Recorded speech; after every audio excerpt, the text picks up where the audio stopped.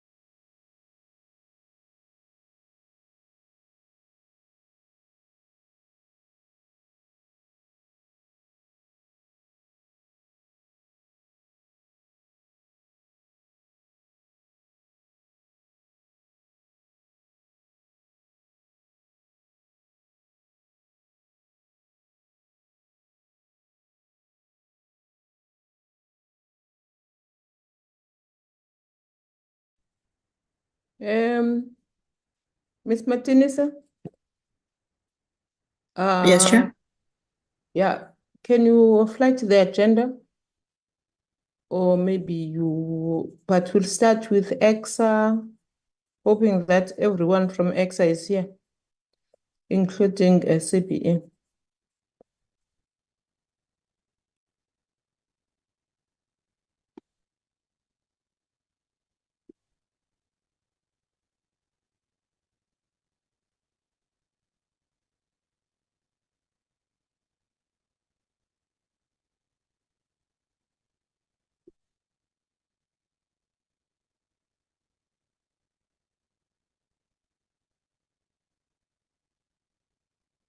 Can you sort out this agenda? We'll start with ECSA.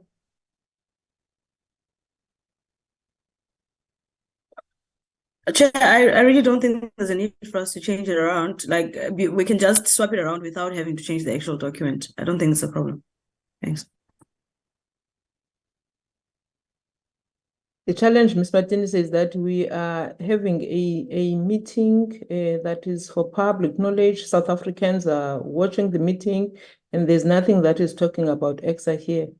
Whereas we agreed in the meeting that we had invited that we'll be dealing with them. So if you can just put it there, just say ECSA.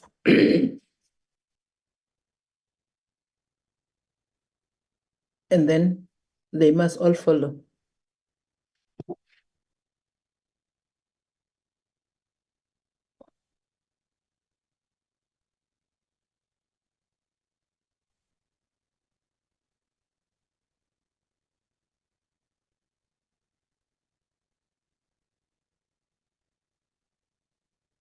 Okay.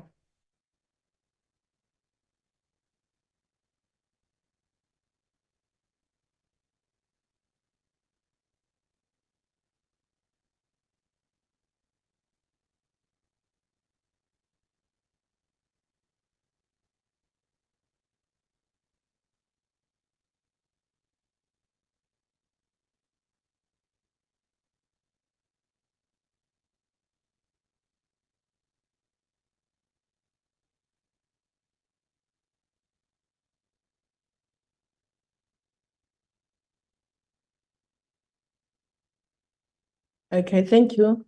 Honorable members of the Portfolio Committee of Public Works and Infrastructure, the team that supports the Portfolio Committee, Honorable Ministers Galala, Deputy Minister Swartz, DG Takana, and your team, the chairperson of CBE and the CEO of CBE, the president of ECSA, and all the council members as per our invitation of ECSA, and all those that are watching our portfolio committee in all the platforms that are there. As you all know, this is a committee that is allowed to the public, so whatever that we are saying here will be shown or will be heard by the millions of South Africa.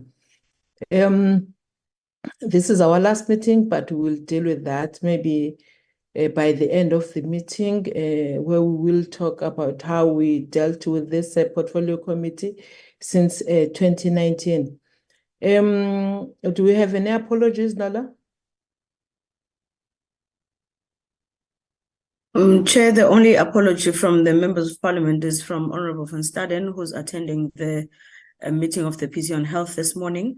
Another apology that we have is from the Minister of the Department, who is attending a cabinet meeting. Thanks, Chair. Okay, thank you so much, Nola, for those apologies. Honorable members, I think you will remember that we had a meeting previously in which we invited ECSA to come to our portfolio committee. We did that because we had received a correspondence from the members of the Council of ECSA where they were citing challenges within that. We then invited CBE, which is the entity in which ECSA is a council of, that there are challenges of governance, they must come. One thing, honorable members, that I found out just a day before the meeting is that not all council members were invited. I tried to call the chairperson of ECSA, but or CBE. Unfortunately, I couldn't get her. She had a family problem in which she later apologized for. President of ECSA, who told me in no uncertain terms that she is not going to come with the council members. The invitation was clear to the department that we want all council members. When we were about to start the meeting, on the day of the meeting, doing welcoming remarks, then after welcoming remarks, when Ms. Martinez was presenting apologies, I saw that there is an apology from the president of ECSA saying that she's not coming to the meeting. We had to postpone the meeting to this date because she felt that she won't come to this meeting. I think the email arrived at 5 to 9 when we were about to start the meeting at 9 o'clock. There are serious challenges. I know that Minister and DM have called to ECSA. There are serious challenges in that council, and it is not the first council that we have invited as the portfolio committee of parliament that it must come to us and we deal with its challenges and recommend what we can as the portfolio committee. It's our responsibility and our work to call any council that is aligned to any entity that we're dealing with. It is not the first time. We once called is it SACAP or whatever, but we once called because there were challenges there. So I didn't understand why now we are being undermined the way that we are. We had to postpone that meeting to this meeting today. But honorable members, because we have to deal with our budget report, we also have to deal with our legacy report. What we are not going to do is to give ECSA the chance to speak in this meeting because this is not a council meeting. Having seen even what has happened even after, because I've received 2 more correspondences from members that are said they are suspended by this ECSA, not even having followed due processes. There is also another letter that has been sent. This letter I also sent to the minister and DG of the department. There's another also letter coming from the CFO, apparently, who was suspended. There's a lot even in that letter. So there's seriously a lot in this council which needs to be followed. But unfortunately, we don't have time. What I'm going to do is that I'm going to invite members of the portfolio committee because the briefing notes, honorable members, we sent them all to you so that you raise your issues, and then we'll take recommendations of how this has to be followed when we go to the 7th administration. On that note, I invite honorable members of the Portfolio Committee on the ECSA matter. Good morning, Chair. My name is Linda Mjomo. Honorable I'll Job. speak. Yes. Okay. I'll speak. I'll be the last to speak Oh, okay. on behalf of the ANC. Okay. Honorable members, I hope that the Chair, president is in the meeting today. Yes. Who was speaking? No, Chair, I just wanted to, it's Honorable Sitlolo, Chair. Okay, Honorable Sihlolo, there's My humble apologies for not raising my hand, Chairperson. Okay, sorry, I want to check DM. Should we start with you or allow you to be the last to speak? Good morning, Honorable Chair. You Good want to morning, start? Honorable Chair and Honorable members. Honorable Chair, I just wanted to check before you speak, I'm sorry for that, so Okay. that ECSA can just confirm how many members are here today, because we had a meeting and it was agreed in our meeting with the minister that there'll be a delegation today. And then the rest of my comments I would make at the end. I just wanted to check how many members are actually in this meeting today. Just before you proceed, Chair. Thank you very much. Hoping that you informed them that they must all come at DM. Who is going to inform us about who is here from the members? But we have also received very interesting issues about ECSA. We have also received another letter yesterday of members that were not coming in. Ms. Buthelezi, President. Good morning, Honorable Chairperson. I just wanted to confirm that I am indeed in the meeting.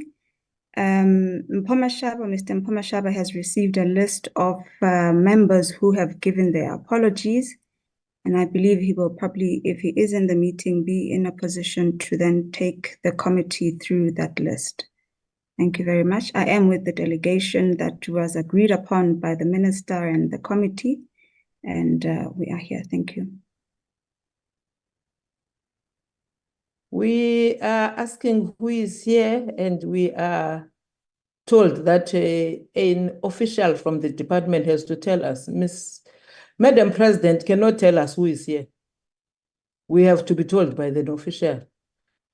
DM, can you allow us as the members speak on this issue? My hand is up, Chair. Yes, DM. I mean, Chair, this is very unacceptable. Can the President tell us who is here and not expect the department to say who is here? Because according to me, the President is leading this delegation. DM, can you allow us to speak? Honorable Mashele, over to you.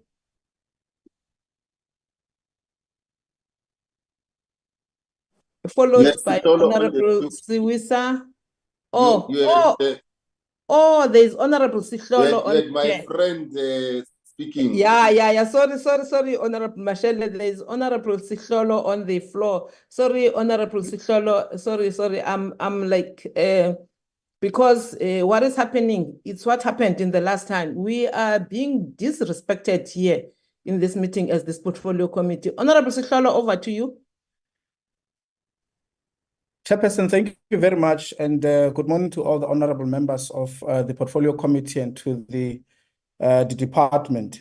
Chair, what I had wanted to highlight, but the DM had indicated that she'll speak after all the presentations, but essentially what I had wanted to indicate at that point was that perhaps, given that the minister and the DM had met with ECSA, that they would then give us briefing remarks that we can then be able to deliberate upon. However, given now the turn of events in as far as ECSA is concerned now, Chair, it really boggles the mind how we are able to find ourselves in a situation like this as a portfolio committee, wherein we have a entity that is behaving as if they run their own house. I'm not too sure what is going on there, but Chair, I really can't say anything more, and I'm sure my colleagues will have better coordination in terms of what they want to say. But at this point in time, I really don't know what to say, Chairperson. Quite honestly, it baffles me. It is really disingenuous what is happening. I mean, members of this committee work very hard. We've had to wake up to attend a meeting on one of the bills yesterday. We prepared well to engage the ECSA today and also be able to deal with our legacy report and our BRRR so that we can be able to make a smooth transition for South Africans that will be occupying positions of members of parliament and have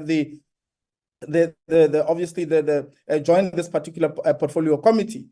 But now we are dealing with an entity that is taking us from pillar to post, and I'm not too sure whether the minister and the deputy minister will put themselves in a position where, as the executive authority, in terms of the minister specifically, where a decision is taken with respect to this particular behavior. It's unacceptable, it is unbecoming, and I personally, as a member of this committee, will not participate in this mediocrity. Thank you, Chair. Thank you, Honorable Sihlalo. Diam, your hand is coming up. You said you'll be coming later on. Okay, Honorable Mashele.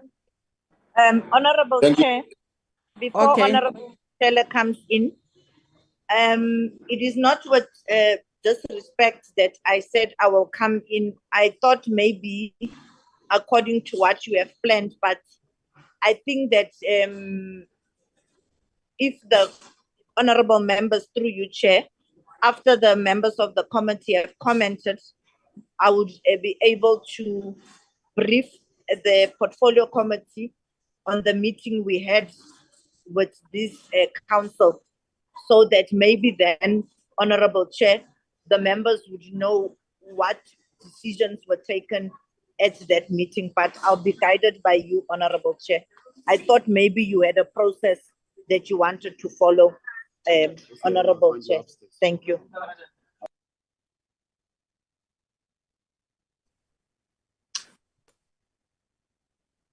Check, can I come in? Yes, Honorable Mashele. Thank you very much, Chair. Greetings to yourself, members of the Portfolio Committee, the support team of the Portfolio Committee, DM and your team, the council, president, and those that are here. Chair, I think firstly is that I know that we're at the end of our term in office. However, that doesn't give anyone any right to clown us. We must not allow any situation where Walambund as a committee, because we are still intact and we are a committee. We have got a responsibility as the portfolio committee to hold the executive and all the entities to account before us. For all the years that I've been here, we've never been undermined like ECSA did. It was for the first time that we received a letter threatening us, telling us to account and be given even a time frame on when to respond.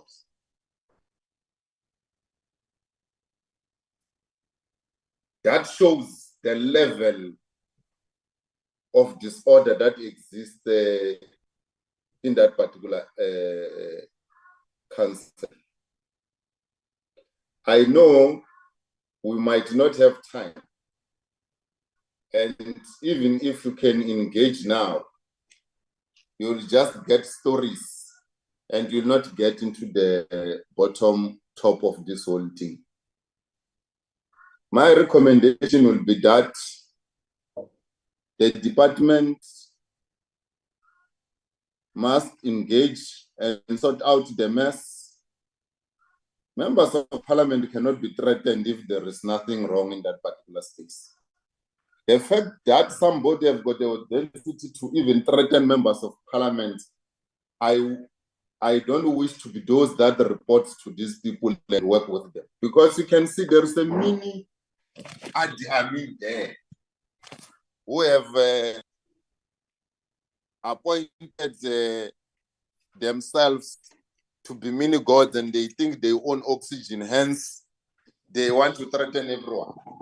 So the threats that came to us should be something that we must follow to the latter.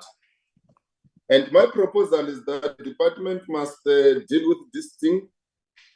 If we want to do justice as this committee, let's allow this Hollywood arrangement of ECSA to go. When we deal with our legacy report, let us put our views and everything there and recommend to the next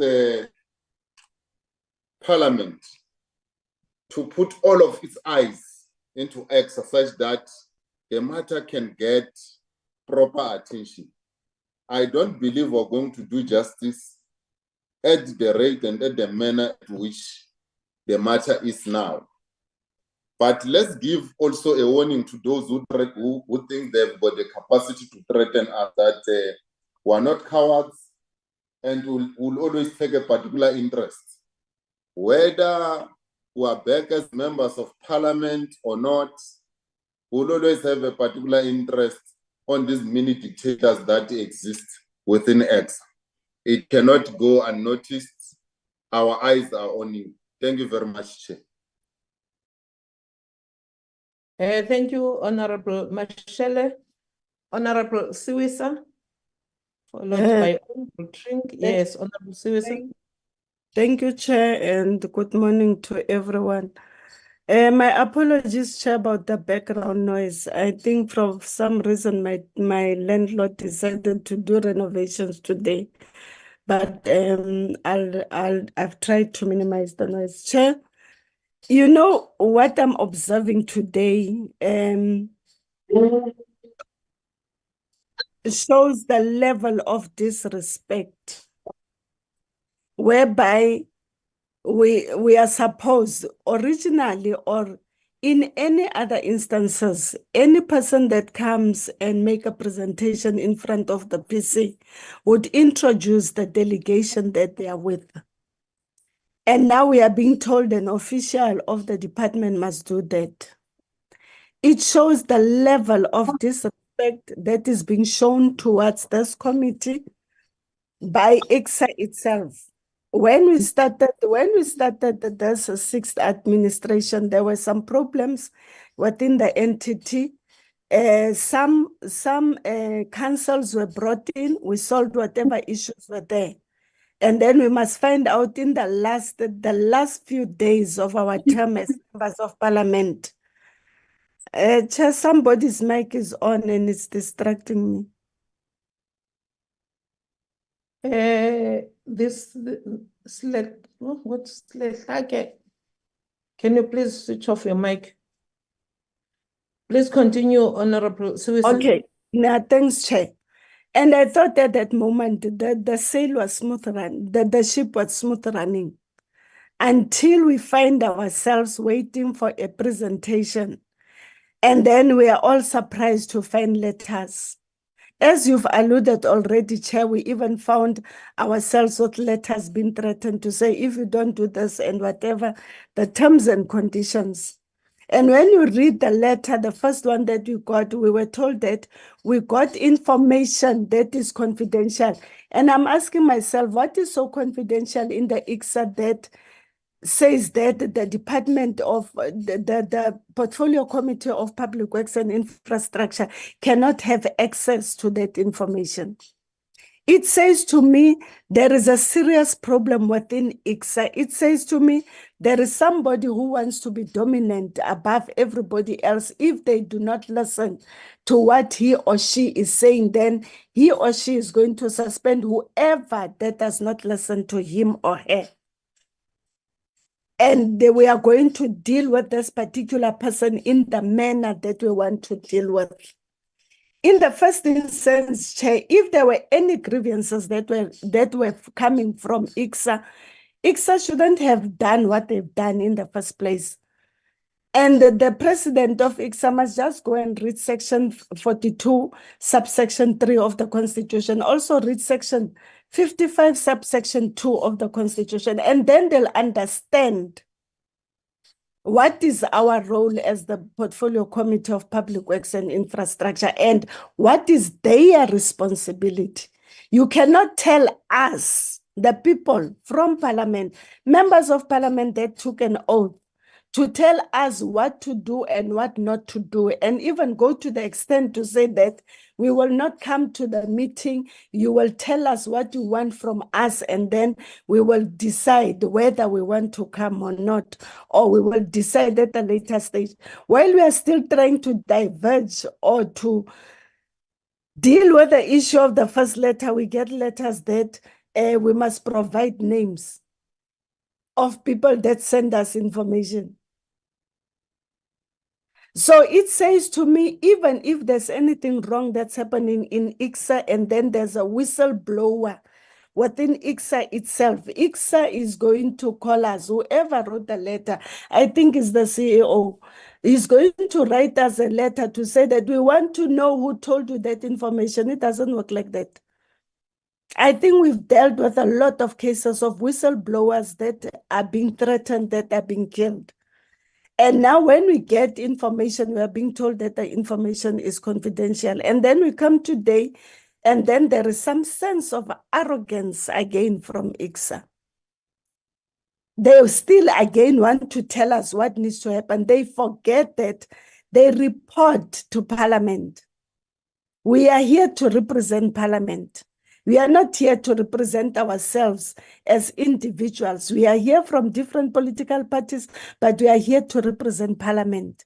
So you cannot, I don't know what right does a person have to write letters to members of Parliament individually, so to come and account to them. What authority do you have as ECSA to actually direct members of Parliament to answer to you when your duty is to answer to members of Parliament?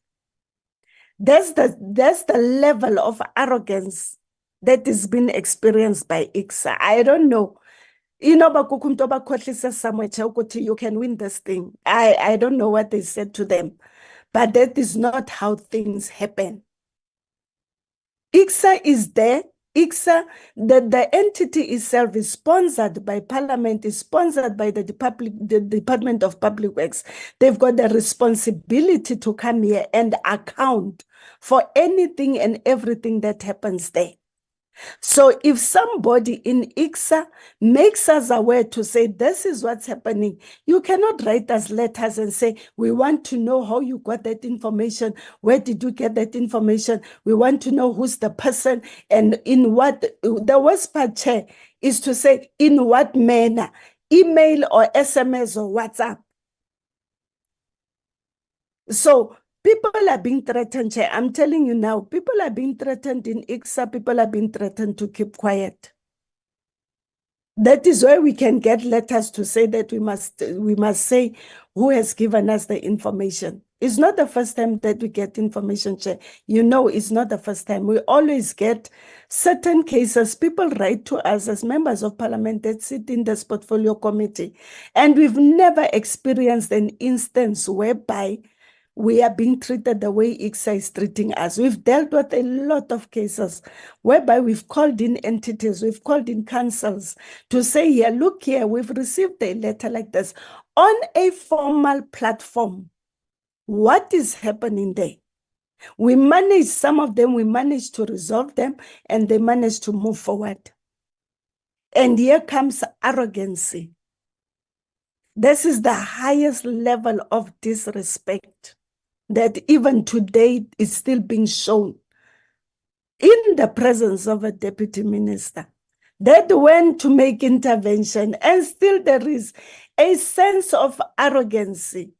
And it says to me, if ECSA cannot respect a deputy minister, it means that they will come here and also disrespect us. And it shouldn't happen. And I'm going to agree with the idea that maybe we must relook our legacy report to say that this thing must be part of the legacy report. The incoming administration must make a proper follow-up as to what's happening in ECSA, a proper one, because I think right now, the game that is being played is that we are short of time, we can't do, because if there was time, Chair, I would have said, let them come in, all of them. If they can't come in, we'll go to them, we've got the flight tickets, we'll fly to them, and they must come and sit down and see if we are there in their building, they'll come or they'll walk out. But this is arrogancy, and people are denting their own images for any future possibility of being a representative or occupying any kind of vacancy that will be out there. This will go on record to say, in the 6th administration, ECSA behaved in this manner.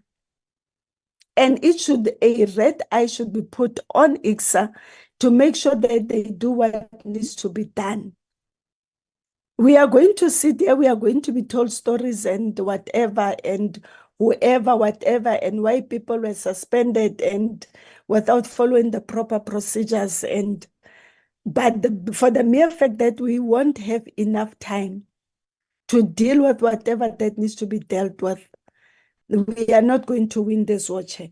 The only war we are going to win is that this matter must be part of the legacy report. That one I fully support. Whoever comes in must know that the first thing that they need to do is to deal with ECSA. Whatever that happens in that entity, the first people that need to be dealt with, the same way that we dealt with one of the councils when we started here. I still remember it was SACAB Chair. The same way we dealt with SACAB when we came in here, the same way the 7th administration must deal with ECSA. Or else it's going to be a pattern that goes on and on and on and on. At some point, even the minister is going to get a letter to say that, tell us who gave you this information. That's where they are going. And it cannot be allowed. This is highly unacceptable. I've never been I've never disrespected anyone, and I've never been disrespected like this in my life, to get an email in my personal email to say we want the following information. It should never be part of anything. And that legacy report, we need to relook it to include this issue in it. Thank you, Chair. Thank you, Honorable Siwisa. Honorable Tring.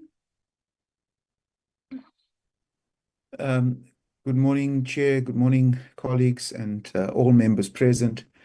Chair, I don't want to belabor the point. I think that I agree with the sentiments of my colleagues on the committee.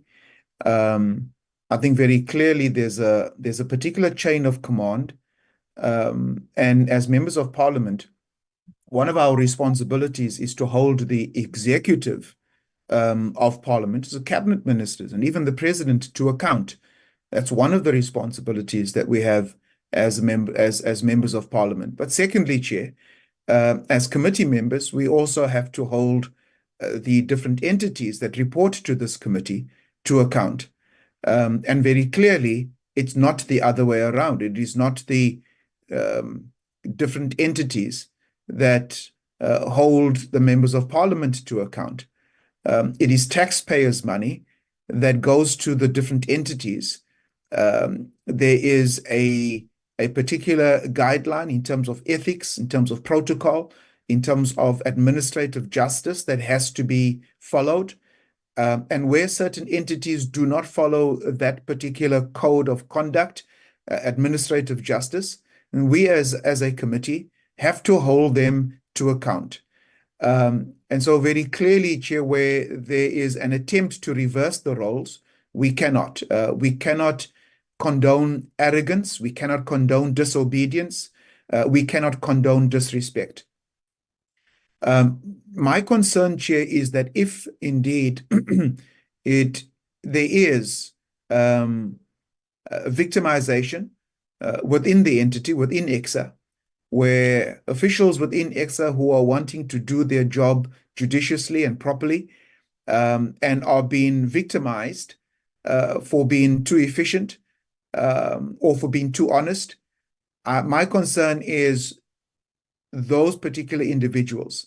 And I'm wondering whether it is not possible for there to be an independent investigation, even before we close this sixth administration, whether it's not possible to instigate an investigation, an internal investigation that can be a part of, and I agree with that this must go into the legacy report, and whether that internal investigation and the results of that can be a part of the report that comes to the seventh administration. So I think that those are my sentiments, Chair. And again, I wish to indicate that I support the sentiments of my colleagues in terms of the manner in which this particular committee was treated and the members of this committee was treated. It cannot be tolerated. It cannot be condoned. And I think maybe also what needs to happen is that the minister, deputy minister, needs to also brief us in terms of what the outcome of her meeting was with the minister, so that we can also see whether the members of ECSA have also disrespected the minister and the deputy minister as well. Thank you, Chair. Thank you, Honorable Trink. Honorable Van Schalkwyk.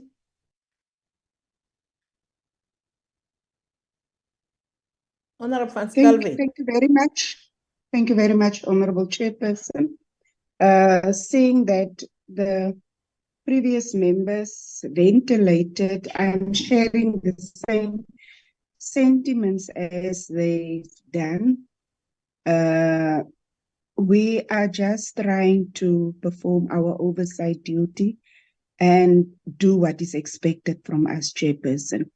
And to be disregarded, disrespected, and threatened in such a way, this should never happen again. So we should send a strong message out, and there should be consequences towards this council for the manner that they've treated this portfolio committee. So I would like to propose that we register it in our legacy report. We try all other avenues that we can exhaust to ventilate our concern and our challenge with regards to this council and the manner that they've treated us. And it should be dealt with in the proper manner by the relevant superiors. Even long after we are not going to be part of this portfolio committee, the next members shouldn't suffer in this kind of manner. Bandwidth issues, Chair. Sorry? Hello? I think Can I he's proceed? speaking in another Okay. committee. Sorry, he continue, Van Schalkwyk. So that's why, Chairperson, I feel the same as the other members. And if we are not going to nip this thing now, it will mean that other entities, councils, and those who are supposed to report or be accountable to the public, to this parliament, will act in the same manner because they've seen we've let them others slide like this council. So I would like to suggest that this should be dealt with in the proper manner, and I would like to thank you. I haven't properly greeted, Chairperson. Good morning to Honorable Chairperson, DM members, as well as the departmental officials and our parliamentary staff present. Thank you very much. Thank you, Honorable Van Schalkwyk. Honorable Jobo, then the DM is going to come in and I will also come in. Honorable Jobo. Greetings to you, Chairman, my members of Parliament, Deputy Minister, parliamentary staff. Ngiyanibingelela. Chairperson, thank you for giving me this opportunity. I'd like to talk about just few things. I don't think it's good to allow this entity to present today, because we received threatening emails from ECSA, of which, according to my understanding, as the portfolio committee, we have the right to summon anyone to come to this, to come to present to us or in front of us. So even today, Ms. Butele is showing us another disrespect. So I don't think it's wise to allow them to present. I think we must release this entity. Then on our legacy report, we must indicate what happened so that the 7th Parliament will deal with this ECSA issue. I'm covered by my colleagues, but today let's release them, and then as members of the portfolio committee, let's do our next agenda, because it's not going to help us. Those and Chairperson, we forwarded those emails to you as a Chairperson, that ECSA threatening us. And I think we must, on our legacy report, those emails must be there. Yeah, but the DM can brief us as Honorable Tring say so, but we must release ECSA. But Honorable Van Schalkwyk and Honorable Siwisa, in fact, all members covers me well. Thanks, Chairperson, for the opportunity. Thank you, Honorable Jobo. Tim's hand is up. I don't know. Sorry, Honorable Mashele. Is it a legacy hand, Honorable Mashele? No, it's a new hand, Chair. Just before I give UDM, because I would also want to come in on this, I will do my closing remarks. Honorable Mashele, then we allow UDM to come in. The ECSA is still in the meeting.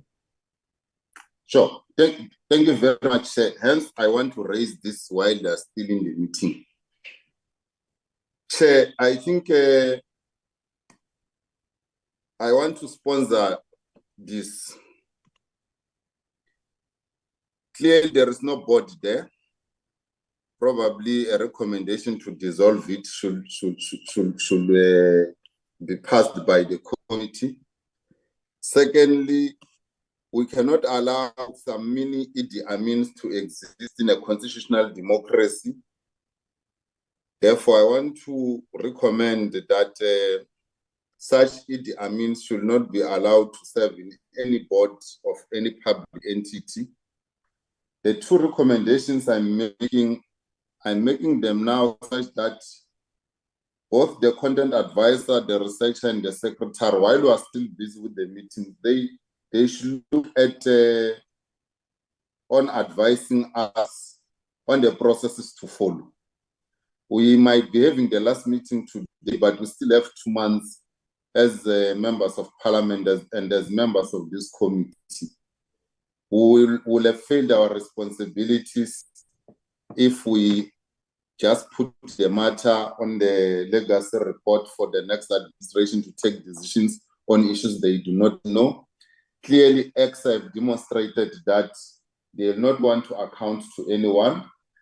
Therefore, let us resolve on removing them such that by the time the new administration comes in, they find a clean state. Thank you very much. I wanted to sponsor that, and I think those that assist us in administration will be able to guide the committee, probably at the later stage, on how to implement these recommendations if the committee agrees to it. Thank you very much.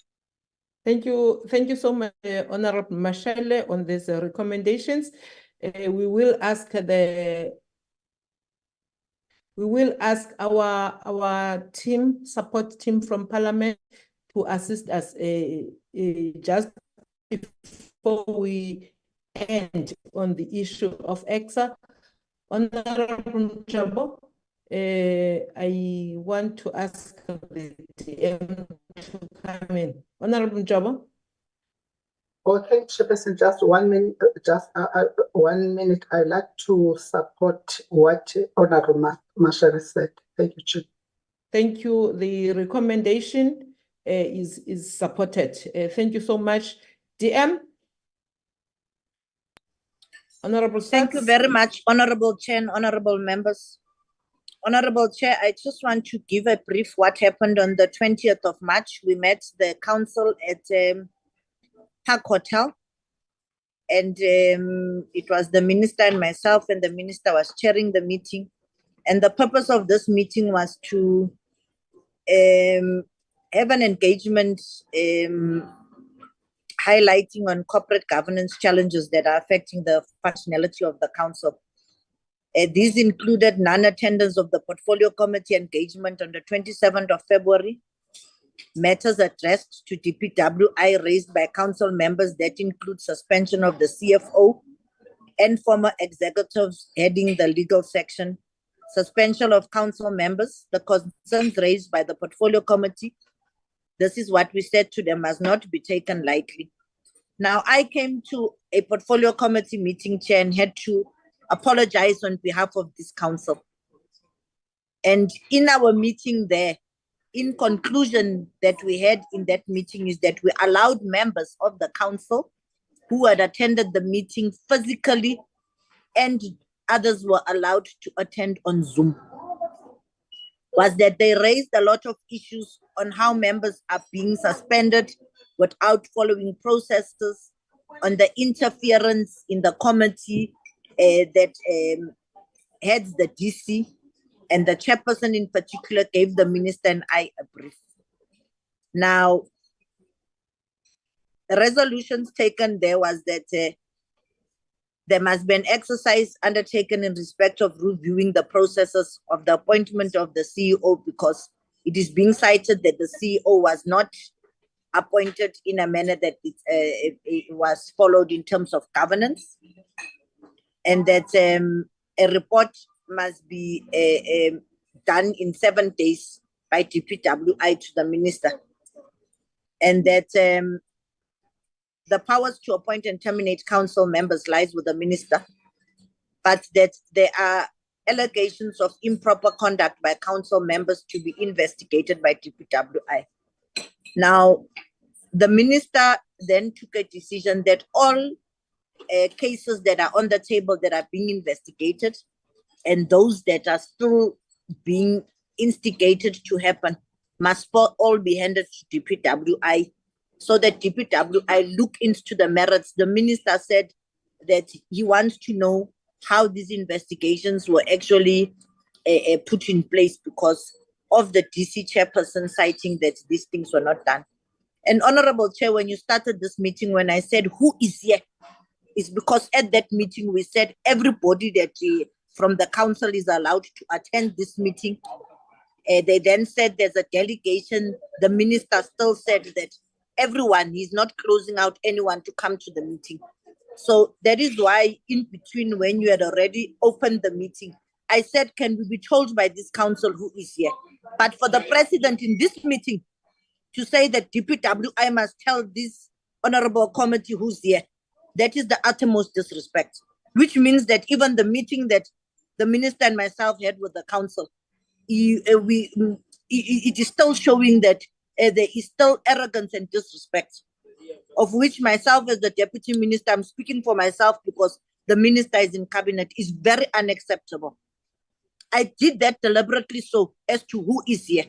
But if the president who's leading this delegation is providing an answer to this honorable committee that public works officials through IGR must tell this committee who is here, unacceptable.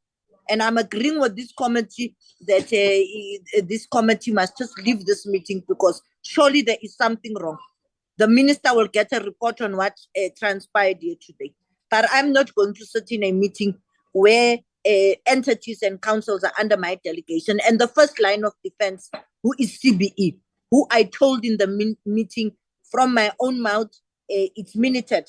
I told Dr. Mnyeza that you are not cracking the whip. You are not doing your work with the chairperson of CBE to oversee these councils because you take too long to get what is happening. There is a problem there, and I recommended, honorable chairperson and honorable members, we've had a similar issue where almost the whole quantity surveying council collapsed. I called all of them into a meeting. I had to tell the registrar, I had to tell the vice president and the president to withdraw their resignations. Similar to this year, what we are having here, where we are having people in the councils who are behaving as if these councils dropped from somewhere and that public works is not even part of it. So I'm not going to accept this. And I agree with this committee that something drastic must be done. If I had powers, I would let them all go today. Unfortunately, I'm not the one who takes decisions, but honestly, really, I just feel that it has reached another level. In that meeting, I even told them that we know that your term is coming to an end in October. So if you guys are vying of who's going to be the next president or who's going to be what, please don't compromise the engineering ethics of South Africa, because that is what you are holding. In fact, I even told them in that meeting that I'm very disappointed that so many professionals, 50 of them under one roof, are behaving like this. In that meeting, honorable members, I raised the question that who and how did you reach a decision to write to the portfolio committee and saying that you are going to use the POPIA Act? Surely you guys don't understand as the council what is the role of the portfolio committee in relation to you. I asked that question in that meeting, that how did you reach the level of saying that you are questioning the portfolio committee, how it got emails, how it got information, and that you are actually threatening a POPIA Act through the CEO, writing to the portfolio committee members.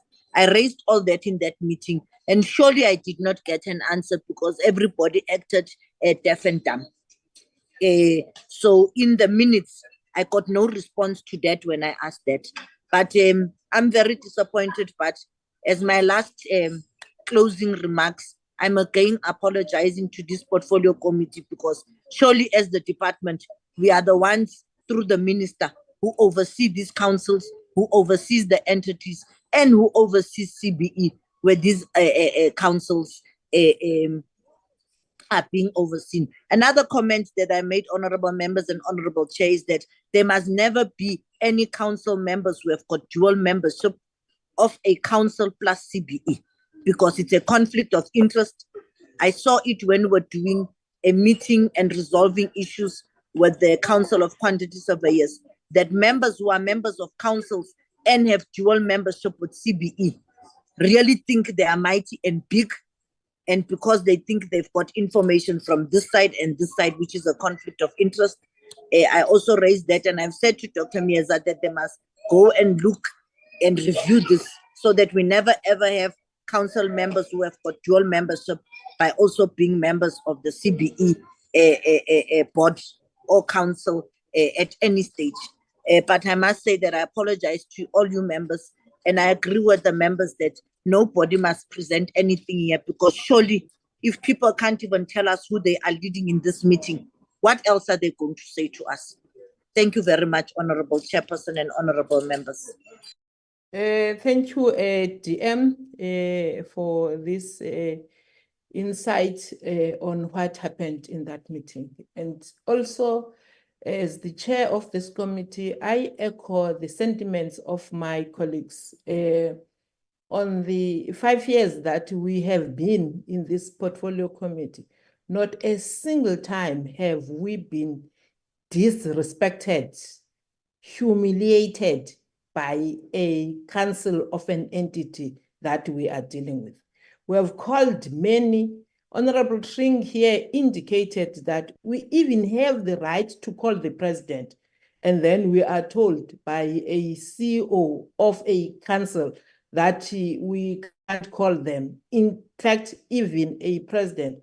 I am so disappointed to you, Ms. Buthelezi, especially when you are a woman, when you don't see it fit to read the rules, the constitution of this country, how the portfolio committee of a parliament is supposed to behave. The reality is that that council is in shambles, DM. I think you saw when you were there.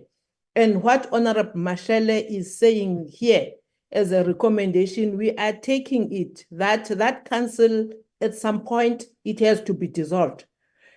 That president, it's clear, is not someone who can serve in any board of a particular public entity with the behavior that she has when she is supposed to speak at us.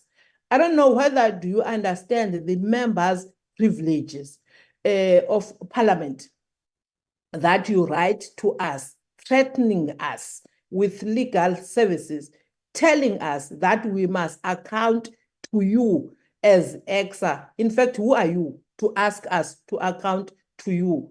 Who are you? It is very clear that here we're dealing with people that don't even understand. Maybe what we don't know is that that ECSA is a spaza shop of someone else. It is clear who decides who must come in the meeting, who must not come in the meeting. When we have sent out a clear invitation that says all members, and then someone decides that not all members of the council will attend the meeting, she is the only one who will attend that meeting. That's not how we deal with matters when we are in a parliamentary portfolio committee. That is even shown. And even today, which shows that she doesn't even have a remorse of what happened last time. She is coming here and she is telling us, when the DM is saying she must tell us who is here, Mpho will tell us who is here. Who is Mpho? Mpho is working for the department, is not part of ECSA. We want the delegation of ECSA.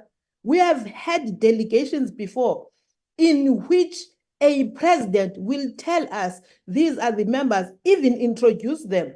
But you, Ms. Buthelezi, you don't have that, you cannot do that to a portfolio committee because you are the president. And as such, you cannot introduce the members that you are with. You have really disrespected us as this portfolio committee. And all this recommendation, the investigation first of all these things that are UTM has also come up with, that there are people there that have not been appointed following the charter of the council, following the rules and regulations, following even what is in the constitution of this country. That must be investigated. We support that investigation, DM. Those investigations must be carried out. Those investigations that have been raised by the letters that were sent to us, they must be followed up. We received a letter just, I don't think 2 days back, of a CFO also complaining about the issues. That letter is sent to the minister. I will also send it to you, DM. Follow all these issues. An investigation must be done on how that ECSA is working, on how that president is dealing with ECSA issues, including the CEO, both of them, a serious investigation. We are taking this to the next administration. We may not be members of this portfolio committee, but a portfolio committee of public works and infrastructure will continue, and we will check, even if we check with the members that will be part, whether have you dealt with this issue. We want to see this to its finality. We can never be disrespected as the way that we have been disrespected by Ms. Buthelezi in this meeting, just because she is the president and disrespecting women as a woman. We always support women to be in the position, but we don't support women that when they are in position, they feel that they are God. We don't have a God on this earth. There's only one God, the one who is in heaven. We don't have one here who decides what must be done and what must not be done. I'm really seriously perturbed by what Ms. Buthelezi did to this meeting in this instance. And I'm happy that this meeting is being televised, and I'm also happy that this meeting is being recorded so that South Africa knows. But there are serious challenges with the engineering council. There are serious challenges. We hear day in, day out that there are no engineers in South Africa, and as such, they must be taken to other countries. They have never came to us. We thought that that particular day, after dealing with your issues, we were going to ask, but what are you going to do to ensure that this thing that is out there in the public domain, how are you addressing it? The issue of the lack of engineers in South Africa. But you come here sitting in your high horse and believing that you are far better than everyone in this country. That is not so. We will never accept that. So all these recommendations, DM, we are happy that you are here. I hope that you are noting, and your office and the officers, minister, they are noting this. I don't think there's anything that we have to say with ECSA members. We just may release them. Is there anything, members, that would like to say, or we just release them? I think Chairperson, we must release them. Honorable Bakipela, we start the meeting now. Honorable Suwisa? Yes, thank you, Chair. Yes, I also agree. Let's let them go home. Yeah, They thank you. They must go and sort out their mess. Thank you so much. What they are mess. Thank you, honorable members. DM, as the leader of this, chairperson of the board of CPE and CEO of CPE, we did not give you a chance to speak deliberately.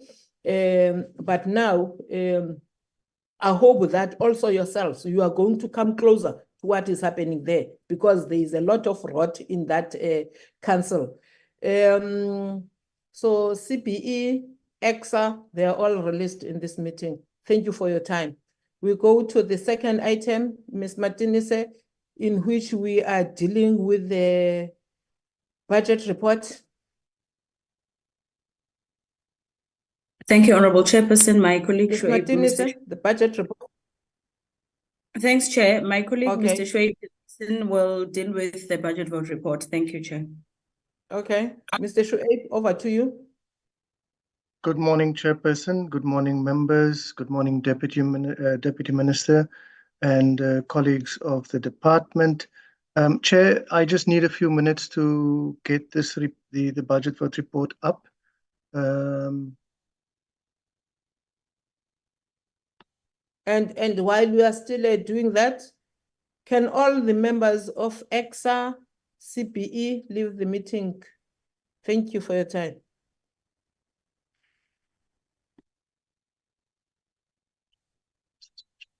Chair, it's rough. No, it's rough.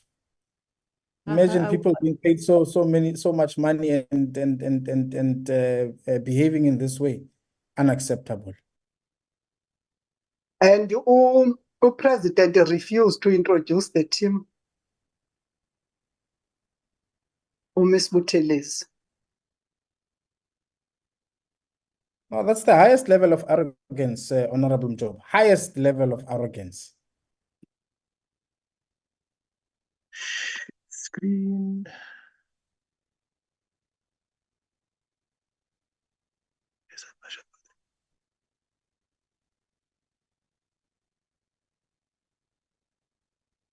There we go.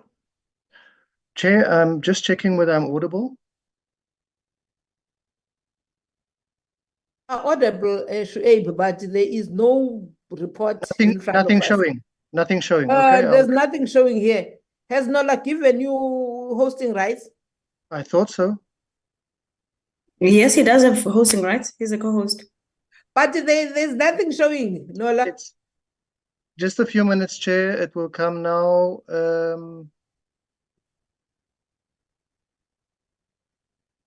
Is it visible? No, maybe to me it's not. It's not to Nola, us, can you assist? Chairperson. Can you assist? Nola, can you show it on your side? Let me try to do it, Chair. And Mr. Shuaib shouldn't think that we will go the same route and say we don't want his presentation. We want it. It sounds like it. We wanted this presentation.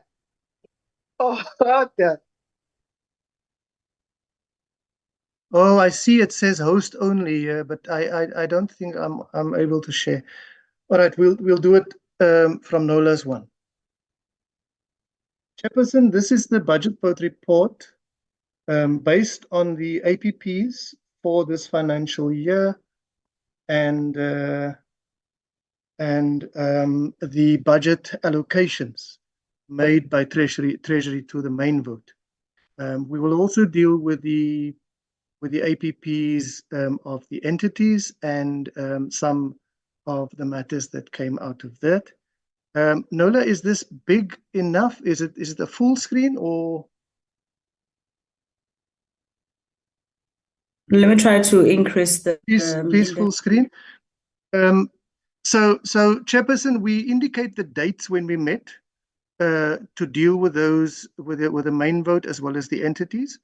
We say that it's based on the APP, and as I said, it's also based on the allocations, budget allocations. Nola, we're not going to go through the introduction that speaks of the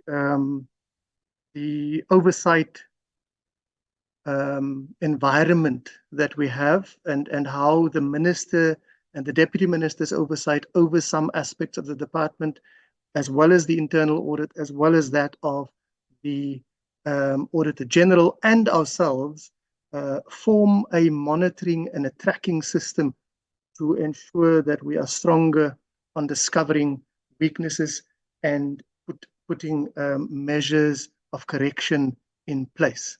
So Nola, we can skip this as well, because we have dealt with this in every budget vote report or in every APP, as well as budgetary recommendation reports. So we know the mandate. We know that since the operationalization of the PMTE in 2015, that the department is doing more policy regulation and standardization of infrastructure and construction, maintenance and built environment. Chair, this yellow section is important.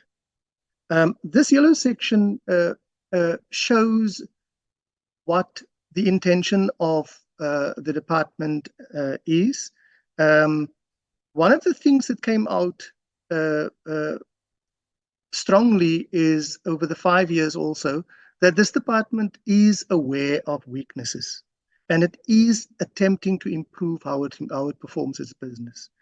So it speaks sometimes of a change management program. This is something that's very, very serious, and it is linked to the broader policy in the State of the Nation address, but in the medium-term expenditure framework, but also in our National Development Plan, that of a capable and ethical public service that does its work based on the constitutional values and principles of public admin and Batupele. And the DPWI is doing that and is attempting to do that.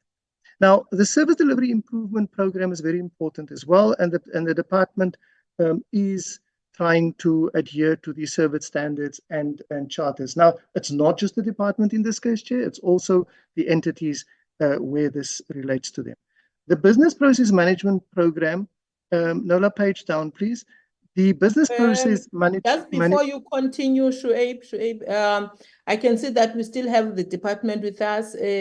We're dealing now with our budget report, and after it will be the legacy report. The department won't participate in this. They may listen if they want to listen, but this one is focusing solely on the members that may deal and comment on these issues that are presented here. So if anyone wants to leave from the department, he or she is free to do so. Please continue, Shuaib. Thank you. Thank you, Chair. So this business process management program is important. It has to do with the infrastructure delivery management system and the sustainable infrastructure development methodology. This is related. I see there's a we must just create a space between SIDS and methodology, please, Nola. Chair, this is important because it's linked to ECSA, Infrastructure South Africa, inside the department that gets funded through Program 4. And it links to this committee. The department is a very important department in government. And this committee needs to do oversight across a number of spheres, but also across a number of departments, including ECSA, as well as some of the work that happens around infrastructure coordination. The ERP, we spoke about this quite a number of times, and later on, as well as in the recommendations, and when we get to the 5-year legacy report, there will be some stuff said about this, because this was not very successful, and there's a possibility of fruitless and wasteful expenditure of some money over a number of financial years during previous term as well as this administrative term. The macro business and delivery model of the DPWI, this is something that's important because it's also related to the ERP, and what I think the Deputy Minister and others in the department has referred to several times, the importance of having a system where everyone knows and you're able to pull things up. And it's not just with the immovable asset management or the immovable asset register.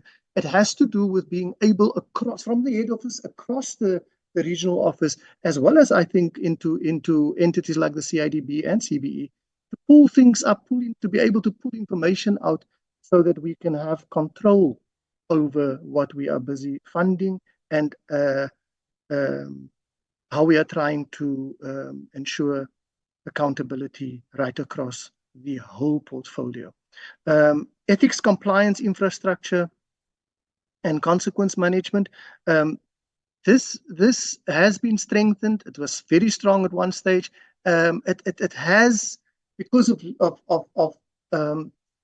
the other matter that we identified as a weakness, that of leadership consistency and the need to appoint your senior, not your senior managers as meaning directorship up. We're talking here about DDGs. There's a need to really have this risk compliance and ethics section of the department fully appointed as well as operational. Because the department also spoke a lot of the importance of having a particular ethos where people are aware of not making mistakes administratively and financially, so that we are a strong department. The department uses the word agile but strong and passionate about what we do so that we can deliver to the people. Radically improve contract management and monitoring. This falls within that. Let's go right to the end of this, Nola, because they all speak to one another. The implementation of organization-wide skills assessment, organization-wide maturity within strategic planning, performance monitoring, risk management, again, similar to that. And here the issue of training staff through the NSG, through the National School of Government, that falls within the attempt in the NDP for all of us to be busy with developing a capable state. The clean audit, and we had a report on this from the department, how the department plans to get a clean audit over the next few years. Nola, we can skip 3. Let's see what's on 4.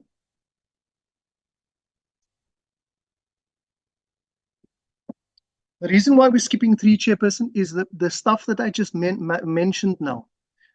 Those 3 deals basically with the integratedness of all these things to ensure that the targets that we have, that the manner in which the department will use the budget over this financial year is linked to those targets, and it is the targets are set in such a way that it can be tracked and monitored.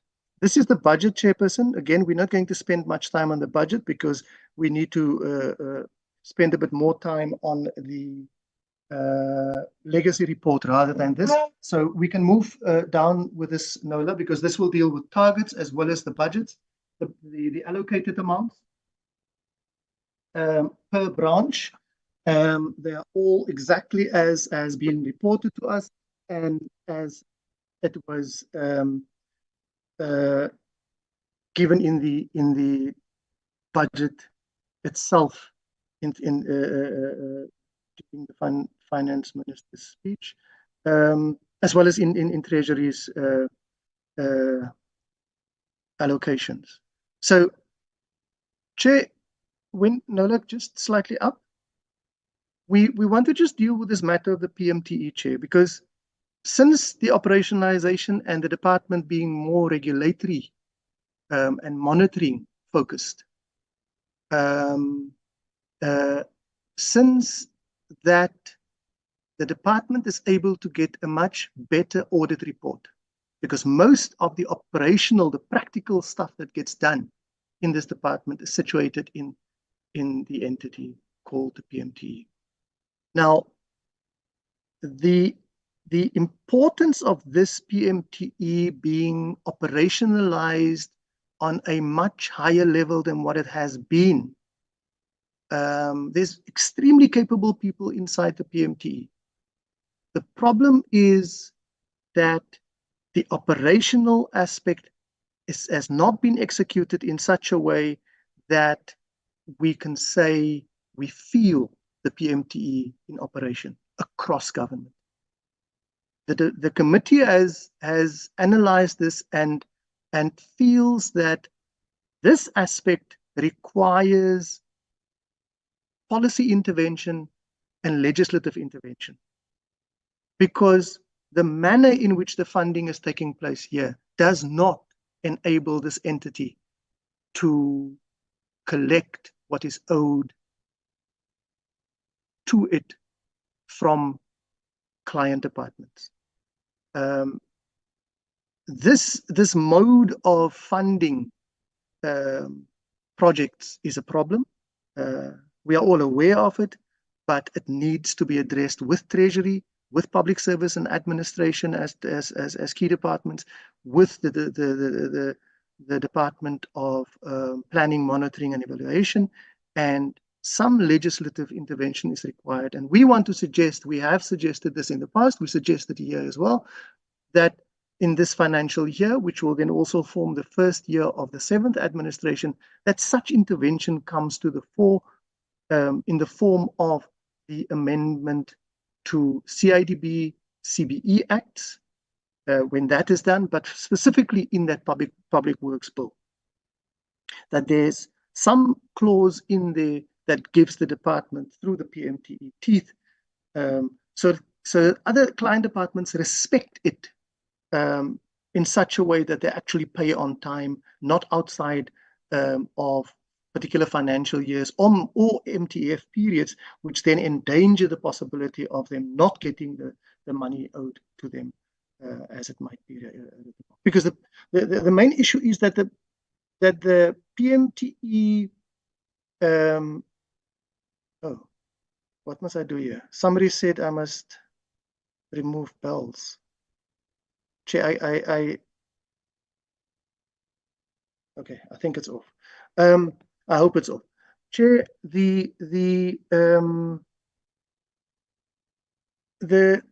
point I wanted to just make now was that the PMTE holds a lot of value, and that value needs to be unlocked. Currently, it's not a proper trading entity, and that is the point that we are pushing in this case.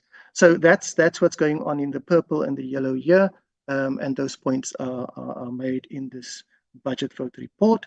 It speaks of functions, the leasing function, it speaks of accommodation, maintenance, and it also speaks to program 4 having to of public works and infrastructure bill out. I don't know whether it's going to be called public. We assume that is the case. We're talking here about enforcement powers to collect fees owed, because it seems as if client departments are not willing to play ball. Go to the next ones, Nola, please.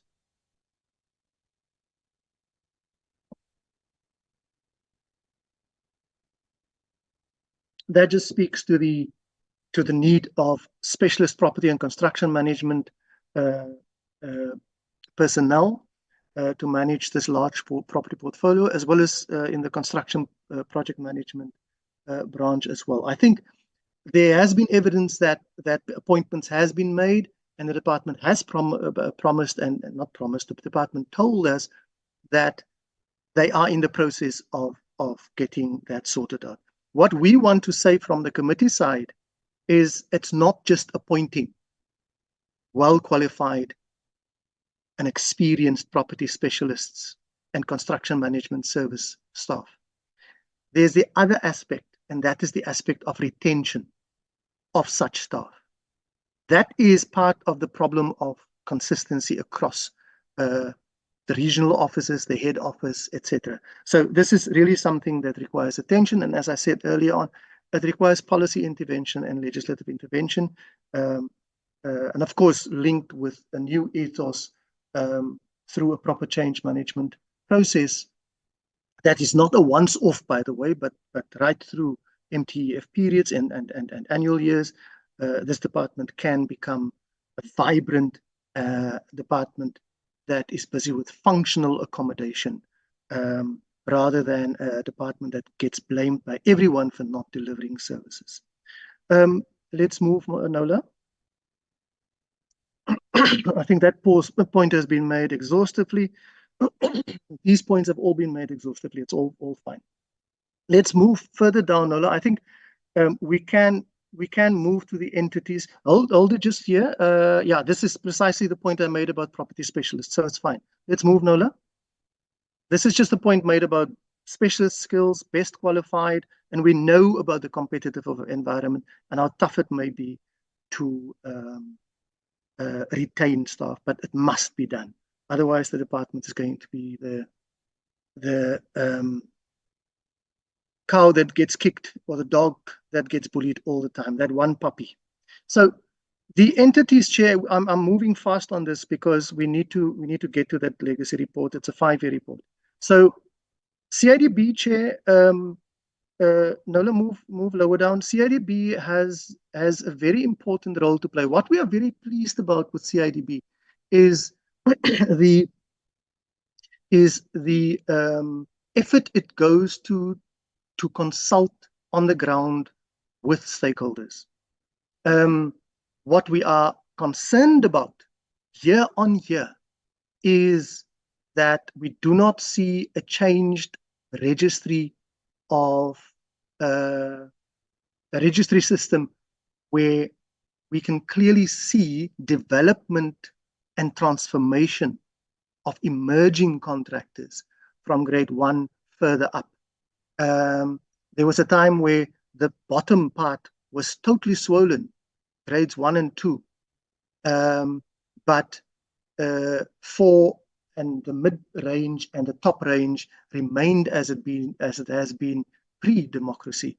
And this is something that needs to get attention, because this department we must remember, this department transferring money to these entities means they are still operating as if they are branches of this department. So the program funding, these millions that we are talking about here, around construction industry regulation, and others, I'm very serious. I mean, we must be very serious as a department and as a committee, that we get this sorted out. So, especially that registry.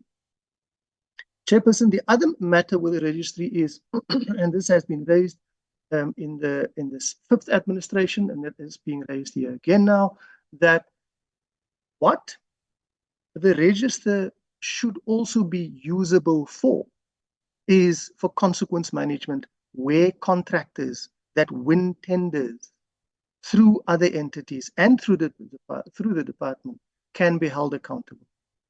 And again, here digitization of systems also comes in, where you should be able to pick up where a person moves to that used to not work well on a project, or that was involved in corruption in projects, or where, and I'm putting this out here, what has been called, and it's been solidified as a term, the construction mafia, can also and should also be managed through the CIDB's registry in the future. So this is something that we want to say, the budget allocation needs to be used for stuff like that as well, because those are important matters that impact our society right through. We see the killings, we see people being maimed, but we also see projects being maimed and stalling, and our infrastructure and social services delivery being maimed, and our people struggling. Let's move to the next one, next entity, Nola.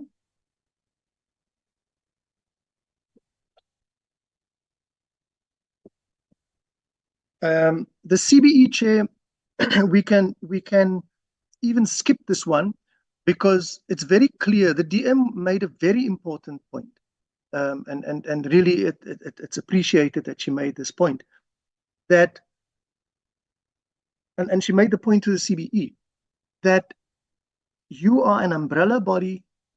You should have your fingers and your ears on the ground to be able to see what's going on governance-wise in all the entities. And when there are complaints, you need to act. So again, these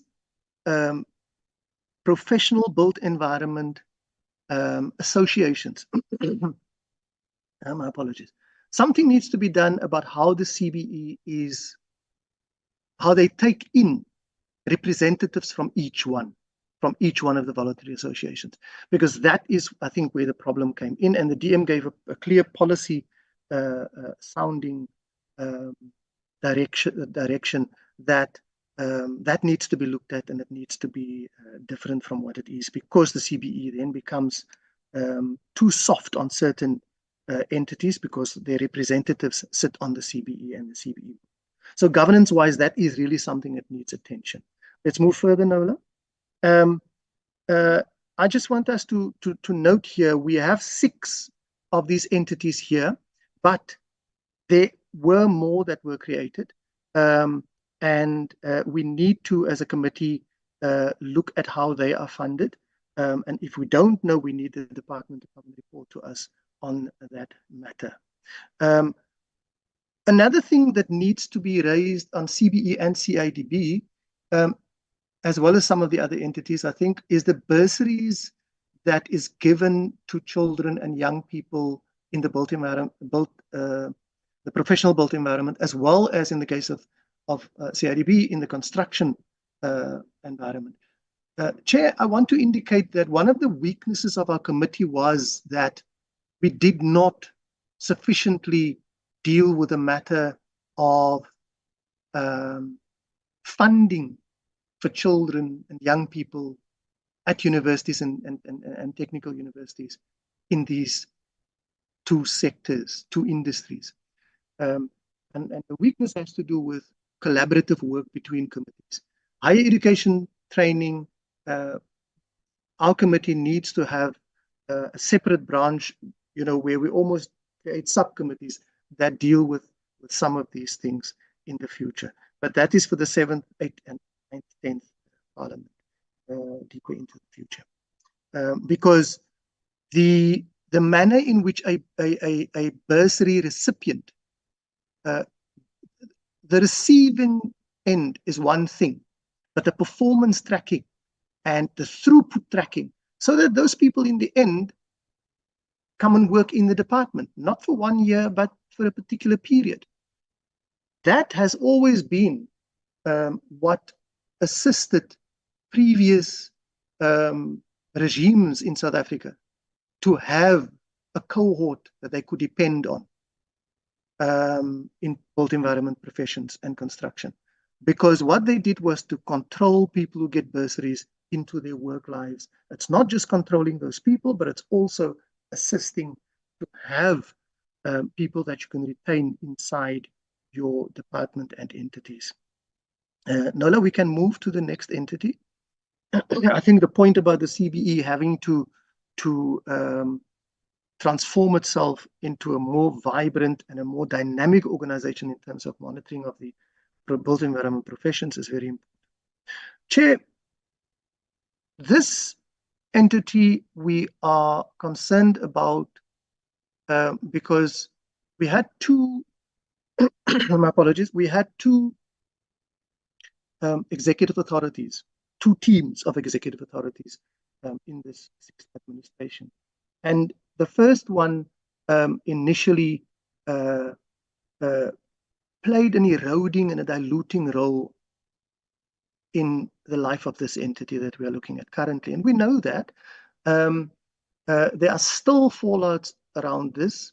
And while this entity has stabilized under the latter part of the first executive authority, in this executive authority's life, it also strengthened substantially.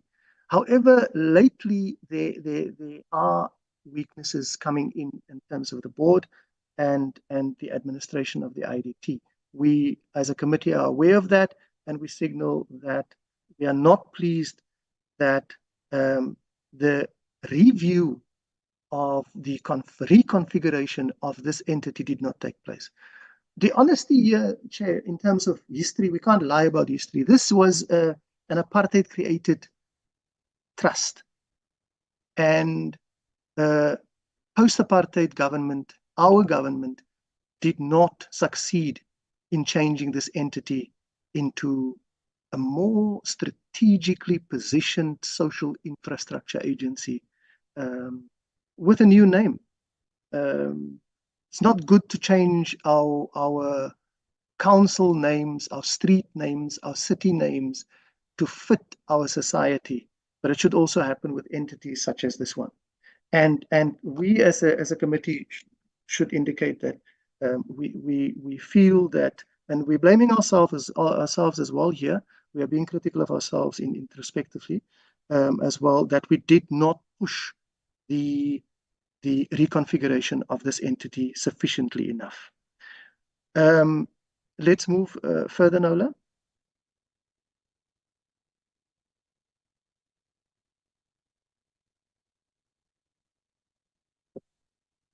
This is the strategy that was discussed to transform it into a more technically proficient social infrastructure delivery agency.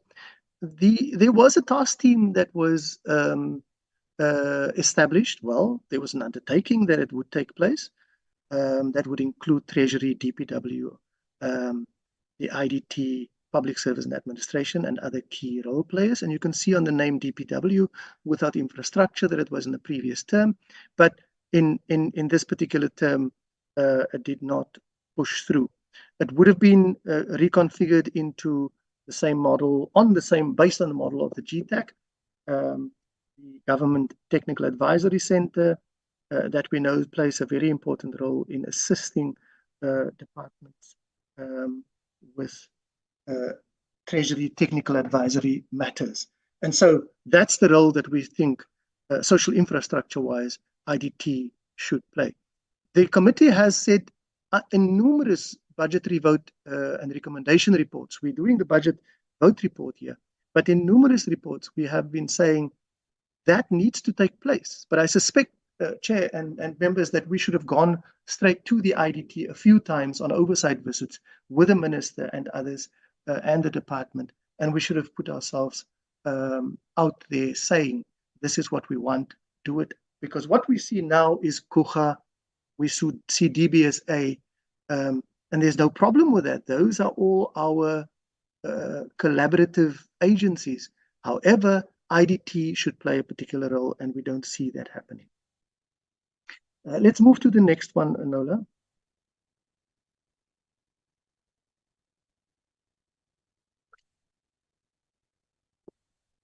Agrima SA Chair and members, we always say that we're very pleased with Agrima SA, but the one thing that we criticize them on is the fact that we do not see the innovative building systems and materials used by government. Yes, the cost is high when it comes to purchasing the systems in terms of buying a pre-built system where windows, doors, electricity systems and water systems are already pre-manufactured inside the system, and it just gets put together on a floating concrete foundation. The cost, however, gets recovered when it comes to the speed at which these are constructed. We feel that the department as sector leader should have a policy objective with targets to increasingly provide human settlements, in a quicker way. And so there's an issue where policy-wise, that Department of Human Settlements and the Department of Water and Infrastructure, what needs to happen, water and sanitation, sorry, needs to, there must be a shared policy objective where Agrima SA's material is used. We are pleased, can we just stop with those targets, Leonora, Agrima's targets? Because there's evidence here, Chair, of Agrima having listened to the committee. These targets that they set here for 24-25, these targets started appearing in this administration. And the committee took on what the Fifth Parliament told them to take on in the legacy report, where they said the standardization, the certification is fine. We actually went to visit, I think several times, the labs and the testing centers. But what we want to say, Chair, and what we took on from the Fifth administration was you need to have targets that speaks of output in terms of service delivery impact and social impact, and we didn't see that. Now we start seeing here the certification. In this case, it's declining, but the appearance of eco labels, the appearance in the APP of this entity of going out to popularize and market itself and its products, that is what is a win for this committee and for this entity. Let's go to the next one, Nola.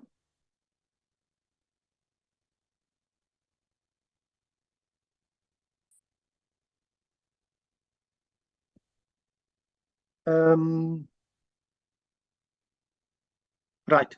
Let's stop here, Nola. I think what we need to look at here, Chair, and members of the committee, is what emerged from our deliberations with each of the APPs in terms of targets and budgetary allocations to programs. What is evident is the budget constraint is having an effect. And it's not having a good effect, it's having a negative effect. So while one speaks about having vibrancy and a change management and digitization across head office and regional offices, while we speak very idealistic, we must be realistic that the budget does not allow everything to be done immediately. The mandate of functional accommodation. Functional accommodation as a term is a very important term. It means that the people working in a building that our department is providing as accommodation, that they are safe, they feel secure, they don't sit in a cold building or in mold-infested buildings. Everything is as it should be for the people to be functional so that services can be delivered. Very important aspect that we must not miss out here. This human resource management component I spoke about quite a bit in terms of the PMTE. We need to hear as a committee much more about ECSA and ECSA's targets and ECSA's programmatic deliveries. In other words, in the new, and this is not in the legacy report, members, so I want to suggest that this comes from the budget vote report into the legacy report. ECSA needs to start reporting in a similar way that the PMTE reports to us. It is crucial that we monitor and track how funding is used by ECSA as well. And that is both in terms of the coordination of the Presidential Infrastructure Coordinating function that it has, but also in terms of large infrastructure projects. Here we refer to the overdraft of the PMTE and the debt that leads to continued inefficiency in certain of the branches at a time when more funds are required, but also at a time when we need to, because of budget constraints, we need to use money more prudently. The full operation, and I was just something jumped into my head when I spoke about using money prudently. We are aware that all over the world, it is women that knows better how to use funds. And perhaps the male image of a department or a PMTE needs to be turned into a female one that knows how to use minimum resources in an efficient way, rather than effective, because effective means you could waste and still get a result. So the full operationalization, we speak about a differently gendered and operationalized and transformed PMTE, so the value of government's property portfolio can be used to address the collection of client debt. And what we mean here is turning the value into a funding mechanism, a trading mechanism, so that PMT overdraft and the dependency on the fiscus is minimized and the overdraft is addressed. Members referred in the engagement and spoke about their concern about the low targets that's been set for the vulnerable groups across the entities and DPW and the PMTE and ECSA. The committee also signaled commitment to ongoing monitoring of ECSA and its work on large infrastructure projects. I mentioned that.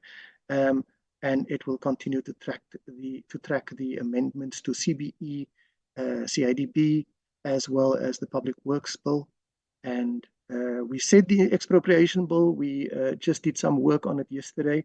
And I think today members will debate this bill and pass it in Parliament, hopefully, so it can be sent to the President. Nola, go further.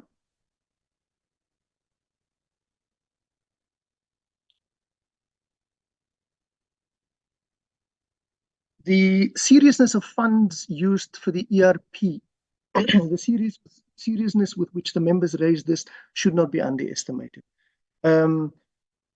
Money wasted 10 years ago is still money wasted that belonged to the people, that we collected from the people through VAT as well as taxes, and from businesses through other manners of revenue collection. I think this project was unsuccessful. We must say it was unsuccessful. We can't get a proper grip on the amounts that were spent, but the need for an integrated, digitized financial and property management system remains there. And Archibus and Sage procurement and the training component that was procured did not result in what it had to. I think there's been small wins, but those small wins does not turn this into a successful project. The ongoing challenges with the PMTE and IDT, I just want to say something about that remark about a project that failed. Part of it has also got to do with the length of time in which we struggle to have a DG and DDGs settled in the department. The department has always been an unsettled department in terms of leadership. And a lot of staff that were busy with the procurement of that project may not be in the same positions, might have moved on, but I think that's part of where the energy just went out. Ongoing challenges in PMTE and IDT, I think I dealt with that. Let's move further, Nola. The legal cases for unfair dismissal, where this bargaining council, I will have a check. I think I've got the wrong bargaining council. But where cases are won in the bargaining council and it kept being referred to the Labour Court for review. And let's refer back to the recent review. The recent review showed that the arbitrators did commit errors, but that error was not an error that would make the department win the case. It's a different type of error. And so the Labour Court merely pointed out that if you didn't make that error, I would have found in favor of these public servants. So what we want to say here, that the amounts that's kept in a bond, in case the money must be paid out, that has serious consequences if people are going to say, no, but this is not the value of what I wanted to get and should have gotten 10 years ago. Because the referral to the Labour Court for review not only costs the government a lot more, but those amounts may grow annually. And so we are saying something needs to be done about this, and the committee needs to signal to the department that requires attention. Chair, we are at number 7, and you can see 7.1 is empty. Nola, have you got the list? Chairperson, you must just give us a few minutes so that we can, we request that you give us a few minutes so that we can put the draft recommendations before the committee. Thank you, Chair.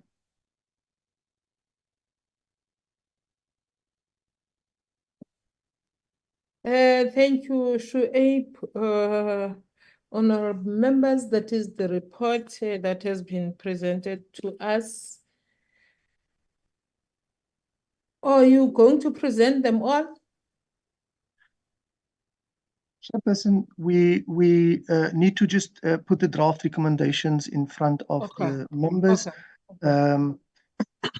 They will be put in the report as numbered, but here they are as bullets.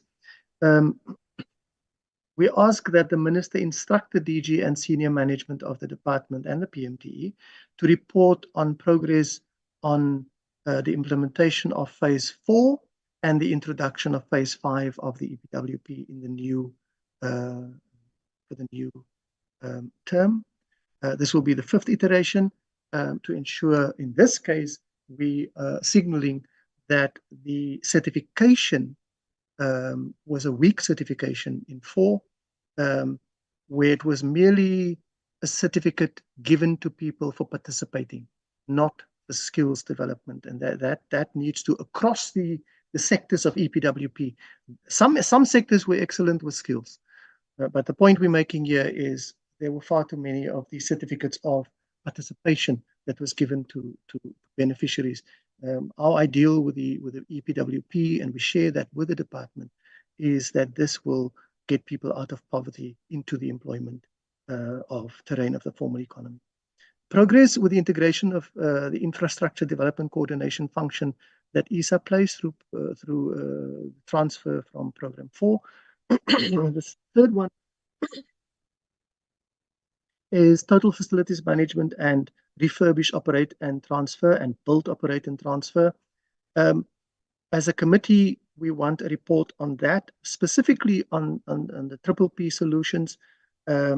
Remember, the department needs to remember that members will always be skeptical about control and skills transfer in the case of PPPs.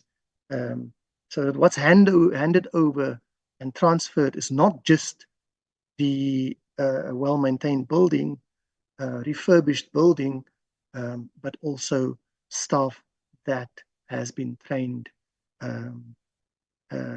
in leasing, accommodation, construction project management, etc. All our professional built environment skills that we need in the department. Progress with the construction of government service precincts. This is the one-stop service centers that has a fantastic, because one thinks of where they are situated, the new ones in towns and in cities, that they bring people closer together. There is that function also, and we want to have a more sharper focus on the towns and cities and these service government service precincts, not only as one-stop service delivery points, but also as social transformation catalysts. Update on plans to ensure the continued viability of the IDT. We spoke about that.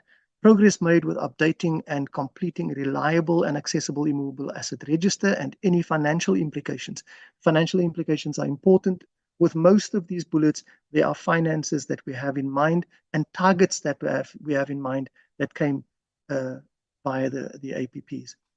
Progress made in the assessment of compliance of 9 provincial immovable asset registers.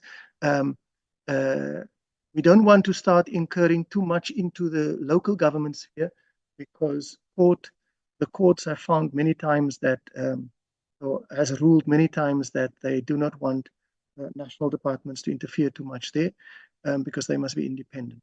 But we see that the immovable asset register, the total control that we must play as a department over that must be such that we know what's happening in terms of provincial as well as municipal asset registers. Progress with the implementation of Regulation 135 and the leasing portfolio. It's actually leasing portfolio and Regulation 135 being one of them. The Regulation 135, there's no problem with it. The problem is that what was given to the committee was an unsigned one that gave the impression that it was a rush job.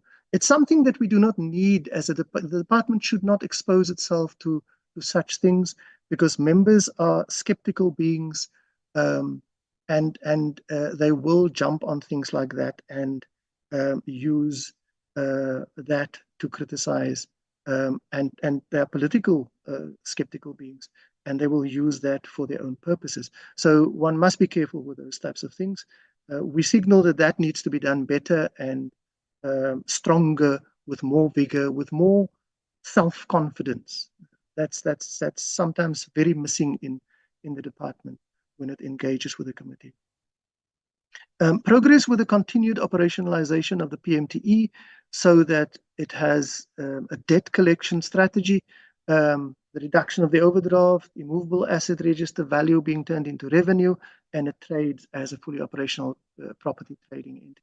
We don't know whether that idea of a trading entity is shared right across the policy leadership. I'm talking here about the executive authority as a whole, president and all the ministers, but Treasury certainly had that in mind, and we are saying that that needs to come to fruition. We need a report on the 6 million allocation towards bursaries for infrastructure-related studies.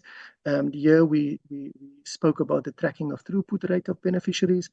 We need to make a big fuss about our young people who get registered. That gets trained and qualified, not only as built environment professionals, but also as constructors and trained artisans. We need to make a fuss about this, and I'm signaling, as I spoke earlier on, that higher education and training and this committee should work much more with the department and other departments and entities so that we can switch things around. This thing about everyone getting academic qualifications is not necessarily good for a country with an NDP and a vision for the future as us. Progress in the filling of vacant positions. There has been work on this. We have a DG and the head of the PMTE, and we are signaling the other vacant specialist areas must be filled. And the amounts that grow year on year in terms of compensation while these appointments do not take place is worrying. And we said so in the APP session with the department. Continued monitoring of supply chain management and procurement processes and efforts to integrate systems for a more seamless financial operation and management system between head office and the additional offices. We refer to that. Internal controls, timely payment of invoices within 30 days of receipt, so that we do not destroy our service providers, who are often medium to small and micro enterprises. Report on consequence management as well as progress on preventing fraud and corruption. We will want that all the time. We need an update on this matter of the Causey Bay border project and how it is progressing. We find that the recent manners in which it was reported sounded as if it stalled and nothing was done for a while, although we got an impression from our colleague that he was right there at the time that we met, which means there is energy and there is work being done there. Nola, go further. Chairperson, unfortunately, I now cannot show you, but the draft that I have for the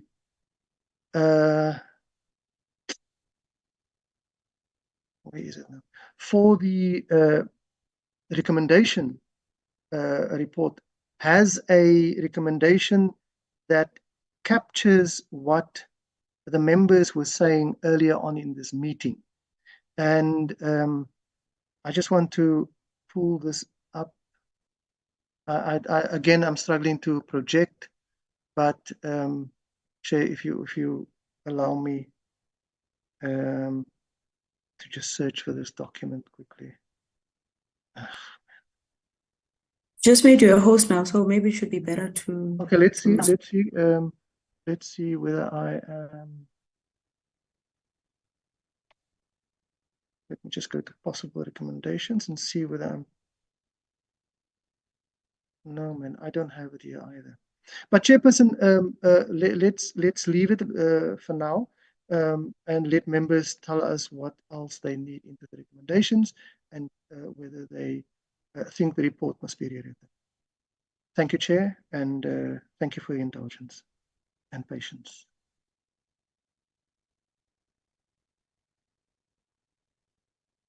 Thank you, Shoaib. Thank you, Nola, for the report and the recommendations. Honorable members.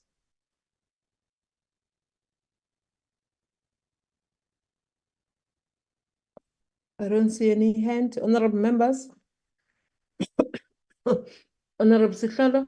I don't know why now I'm just catching fever. After Honorable Sihlalo, it will be Honorable Siwisa. Chairperson, thank you very much, and thank you again for the opportunity. Let me first of all appreciate the hard work of our administrative colleagues in the committee, in as far as having compiled what is essentially a realistic report in as far as the department is concerned. Chair, I just wanted to ask, perhaps I may have missed it, I'm not sure, whether there would be a possibility to have encouraged actual oversight, or increased oversight rather. Maybe add to that benchmarking exercises in respect of study tours, whether here in our continent or in other countries, that is encouraged over a period of 5 years in the coming term. Specifically, if we look at issues around the existing challenges around the immovable asset register, the prolonged public works bill. Obviously, as Shaib has said, obviously it's noted as that, but it may come with a different name. Also look at, Chair, the perhaps an encouraged manner of local oversight, particularly on petitions that are submitted that have to do with the department itself and its entities, so that we can be able to make sure that the incoming committee of the 7th Parliament is really just active, Chair, on the ground, and not necessarily, on virtual platforms and all of that. Because I think a lot of South Africans generally who do make submissions, whether it's petitions or whether it's letters or whatever the case may be, essentially want to also see the committee members on the ground dealing with this issue, so that we may be able to have a first-hand experience of a number of issues that people are facing where the department is responsible together with its entities. So I just wanted to maybe highlight that. If I had missed it in the recommendations or in the entire report as presented, I do apologize. Thank you. Honorable Siwisa. Thank you, Chair. Chair, I just want to check the issue that we just dealt with, I think 30 minutes ago, and the recommendation that we spoke about, is it there? That's what I wanted to check.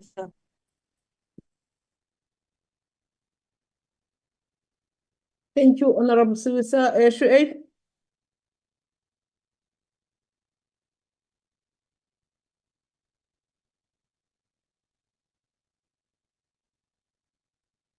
Chairperson, Yes. I indicated that I wrote something and then I could not find it. And the reason why I couldn't find it is I did not write it in this report. It is something that belongs in the legacy report. And so when we deal with it, it will go in there. Remember, the APPs and the budget allocation does not really need to deal with something like this. It needs to deal. I want to know whether members can see this. Chair? Yes. Yeah. So this is the recommendation that deals with that matter, but it should not be in the budget vote report. I would suggest that it goes into the legacy report so that it sharply stands out there as a task over the next 5 years that needs to be dealt with. I promise members to clean up entities or big organizations take long. And so this is a long 5-year to 10-year effort that needs to go into ECSA. ECSA is the oldest entity. It is extremely powerful. You can't imagine how powerful this entity is. And so there are elements in ECSA that comes from a very long time. And so I suspect that that's part of what we are dealing with in the case of ECSA. But yes, Chairperson and Honorable Siwisa, it has been captured. Members can look at it either now or later, and then we can tighten it up even more and make it sharper. Thank you, Chair. Thank you, Shuaib. Any other hand, honorable members? Because I also want to speak. In fact, Shuaib, I think in our report, not the legacy report, the issue of investigation, and then this one must go to the legacy report. I think the legacy report ought to have a point that talks on the president of ECSA on all these recommendations that we talk about. But this one of the budget report, I think an investigation by the department must happen there because it's the governance issues. Any other member that wants to talk on this report? I think it has been captured as Honorable Sehlolo has said, it has been captured properly. Honorable Trink, so that I don't close it out. Thank you, Chair. Chair, my apologies, I didn't raise my hand sooner, but I needed to take an urgent call.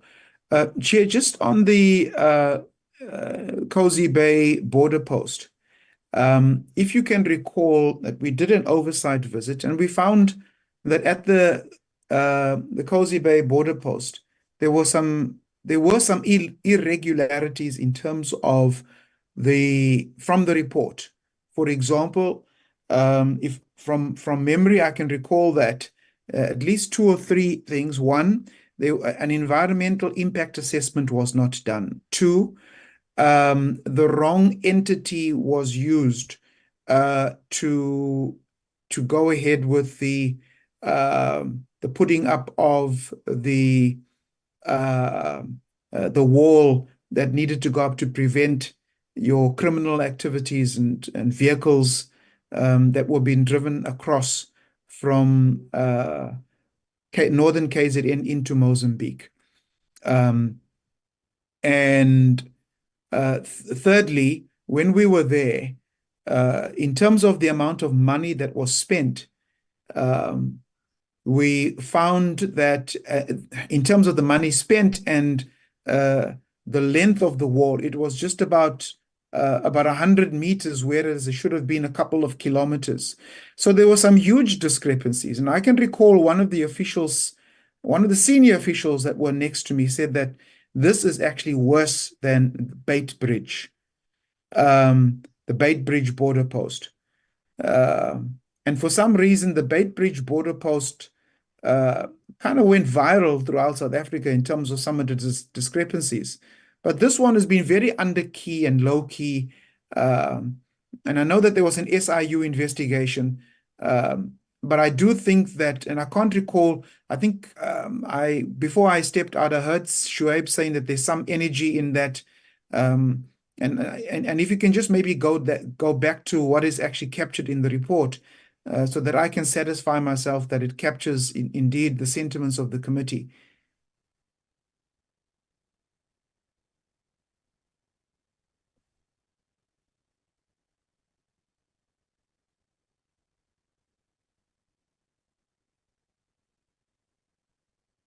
Chair, I'm not sure I've been heard.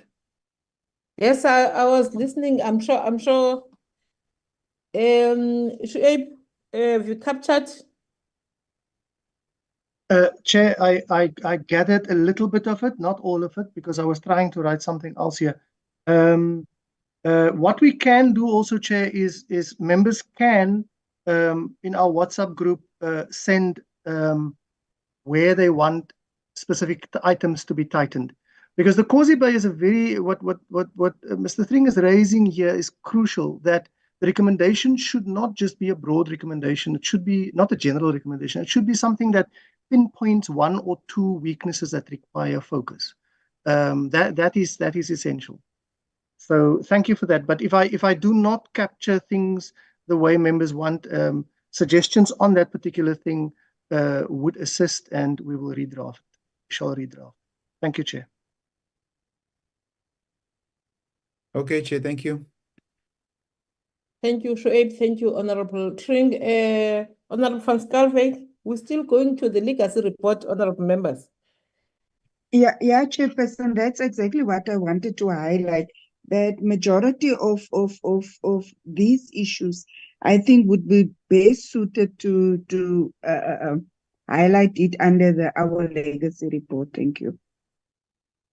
Okay, thank you, Honorable Van Schalkwyk. I think, honorable members, we are all agreeing that the budget report is fine as it is, and we must take it as our report for this committee. I think, may I have a mover then? We and with all the corrections, comrade honorable members are proposed. Apologies for I that. move for adoption, Chairperson. Thank you, Honorable Van Schalkwyk. May I have a seconder, please, honorable members?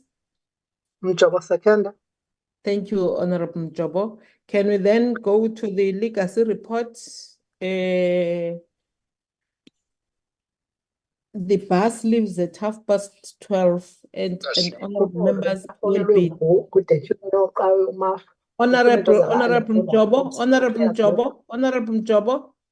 Honorable Mjobo, can you please switch Yes, off your mic, please? Thank you.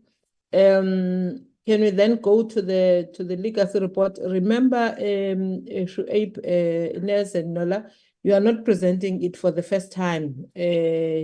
You presenting it for the second time, and honorable members have to catch the bus. Remember, today we will be discussing the bill, the expropriation bill in Parliament. So members have to be there physically. Over to you. Chairperson, Nola, I tried to, yeah, there we go. I grabbed it from you so that this will assist me to go faster. Chairperson, this is the report that you correctly said members saw, I think, twice already. We're not going to go through mandates, names of entities, etc. Let me make this smaller. We're not going to go through the mandate and any of these other matters. What we are going to just signal here, Chair, is that from the last time that you saw this, wait, now I must make it slightly bigger. This table has been updated to include the last few meetings, and it will be updated to include this current meeting as well. That's the one thing. The other important aspects is the matter of the expropriation bill under legislation completed and processed and completed. We can now say that we have completed our portion of this bill, and if it's voted today, then we can keep that exactly like it is. Chair, then oversight trips is exactly like it was, as well as, and what we did differently, Nola sat last night and reconfigured these tables so that they are not making our report look like a scarecrow's nest. I don't know what it looks like, by the way, but I just mean it shouldn't look disorganized. So all of this has been updated and redone, Chair. So this allows us to make this a very quick one. We have lessons learned from a number of things. We looked at, this is the lessons learned from the study tour to Singapore. And true to our method, we always are quite critical of our own work and how we do it so that we can improve as time goes on. So, Chair, I'm going to leave this. I'm starting to edit already again. We're going to leave those matters that you already know about. This is the petition table, Chairperson and members, including the petition.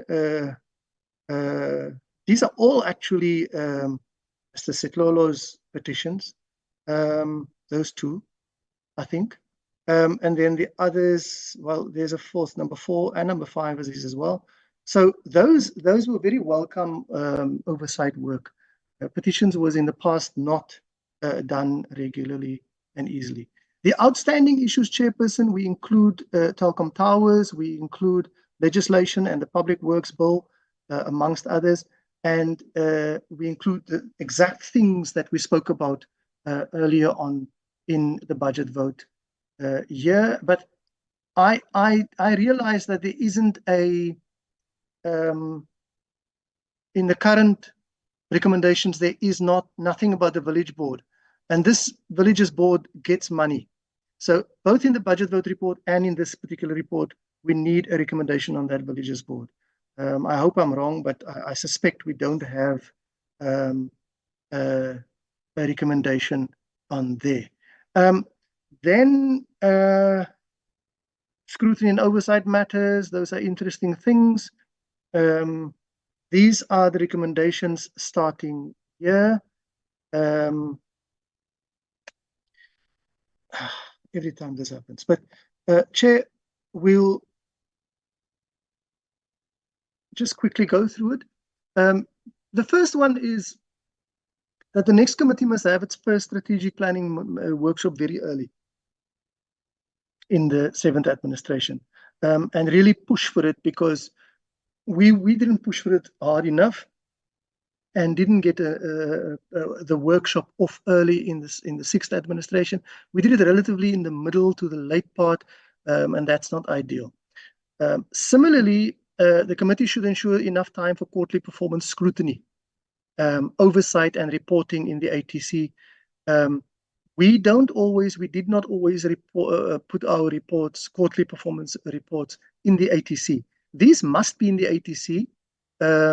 Parliament did not put that down as a target yet, but it should be a solid target for every committee to put it down.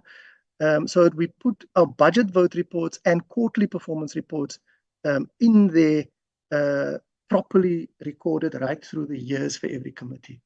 Because that information goes into the budgetary review and recommendation reports, and it should be consistent, and it is not currently if it's not in the ATC. Introduction of Public Works Bill, introduction of the Built Environment Professions Bill, and here it should also say introduction of the Construction Industry Development Bill amendment. Those should be both amendment bills. Chair, the GTAC and DPWI must report on IDT's reconfiguration. The introduction of new legislation to then reconstitute and rename the IDT is important. The new funding model and all of that. Challenge of dealing with the department and PMT is debt to municipalities requires attention. Lots of municipalities struggle with income.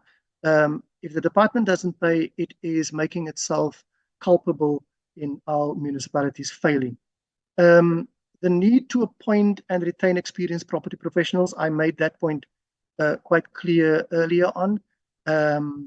This is an important pillar to continue the successful operationalization of the PMTE. Chair, the checking of, now this recommendation is the repetition of the first one. I'll take that one out. There is a leadership challenge in DPWI and PMTE. That's similar, it's a related point, but the point really is, I think this is actually a repetition of that other one with the debt as well. I will clean that also up. But the point is that of stabilization and retention, so this department knows what it did in the past and how it will continue to change for the positive in the future. Ongoing quarterly monitoring of leasing requires a stable leadership and a well-capacitated entity. This is the PMT we're talking about. That must report to us quarterly. EPWP must also report to us quarterly. Phase 5, key matter of skills transfer and proper certification, I refer to that. And then reducing the instances where government gets overcharged when it procures goods and services. There are horrible stories when it comes to that. Scrutiny and oversight of Triple P in the context of Treasury having reviewed Regulation 16, that is incomplete. And compliance, I don't understand how the department does not comply with PFMA stipulations and with SEM procedures. That's just crazy, because it means that the risk is high in that department and in the regional offices. Ongoing monitoring of progress through the multi-year turnaround strategy. That is something that we want to be in place. A multi-year turnaround strategy must be in place for this department, and it is currently not, and it should be in the 7th administration. Continued reporting on quarterly performance reports, design and follow a more structured program focused on quarterly performance of the department and the PMTE. This is a comment to this new committee that it must do that. Continued monitoring that the department and PMTE and entities implement the audit improvement plans that should be part of the APPs. They must follow through on the consequence management that has been advised by the AG, as well as in this committee's budget vote and review and recommendation reports. Furthermore, the committee should conduct regular oversight in collaboration with other committees. One of them I mentioned is higher ed and training, but for another reason. But in this case, it has to do with an oversight visit with Committee of Police to look at courts at police stations, or the nature of police station, or with a Committee of Justice to look at the courts and the state of courts, as well as the cells there. Here's the leasing circular 135 again. Here's adherence to deadlines and parliamentary processes by the department. And here want to say actually, and the entities and voluntary associations, because this matter of individuals acting as if they are higher than others is just not on. Especially respect for constitutionally established organizations of the democracy indicates something that does not belong in our democracy at all. The minister should regularly report on that business case and the mandate of the department of the IDT. The full operationalization of the PMTE, this again the overdraft issue, and this is the recommendation dealing with challenges in the Engineering Council of South Africa that should give effect to resolutions taken in this committee meeting. The investigation should focus on the allegations regarding the role of the president. NOLA has something that refers to what Honorable Siwisa or Honorable Mashele mentioned, that she should not serve on a board unless she rehabilitates herself. The current board also needs to be dissolved based on issues that may emerge from such investigation, and the Council of the Built Environment needs to tighten its oversight over all these voluntary associations and ECSA. I want to say something, Chair, about we can make that suggestion, but we should make the suggestion knowing that the Institute of Directors of South Africa and other professional associations that she might belong to is a better route to go, rather than us suggesting something that cannot be done. We need to mention the bodies, the professional bodies that she belongs to, that should also take action against misbehavior of this kind. Chair, that is the recommendations. What happens from here onwards, Chair, in the legacy report is this committee's adopted committee strategic plan adopted on 3 May 2023, and we had our strategic plan in September 2022. So all of the usual things in a strategic plan is here. These are the objectives that came from your strategic planning session that has been captured, and here are challenges related to oversight over the executive authority. This is a comment on how the ecosystem, the oversight ecosystem works like between the minister, deputy minister, AG, internal audit, and ourselves, and how we try to get the broad policy objectives of the NDP and objectives in the SONA as part of the APPs and the MTEF plans, medium-term strategic framework plans of the department. These are the outcomes that this department should achieve, and we say something about facilitating. My apologies. Facilitating public involvement and participation. That is both. It's a constitutional mandate of Parliament, and this committee must implement that. But it's also in the rules of Parliament. So this table captures how we will plan immediate, medium, and long-term as a committee to reach the objectives we set for ourselves. This is about cooperative government and facilitating cooperative government, and this is where we would do collaborative oversight with, as indicated here, joint committee meetings, even in the NCOP, but also sister committees in the assembly. Yeah, it's said immediately.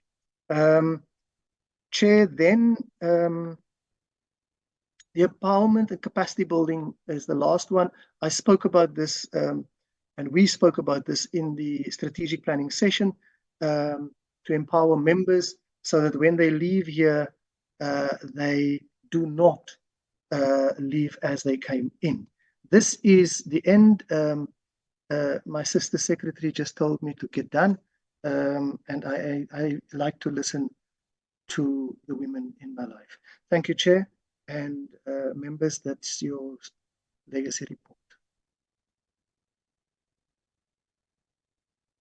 Yeah, just to add, Chairperson, if I may, just to add, members may notice that on the key statistics that are on page 17 of the report, there's one piece of legislation in total, even though there's one that was processed in the 2020-21 year and another one processed in the 2023-24 year. So that basically means the expropriation bill that we processed at the time, and that just came through as well this year. So that's why it would appear twice, even though the total will be only one.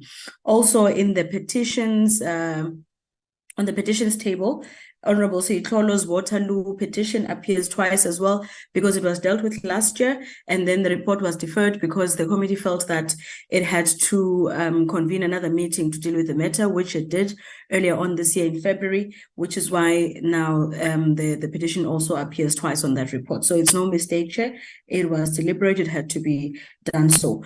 On the template, as Shoaib has said, we've changed our table so that our report could look better.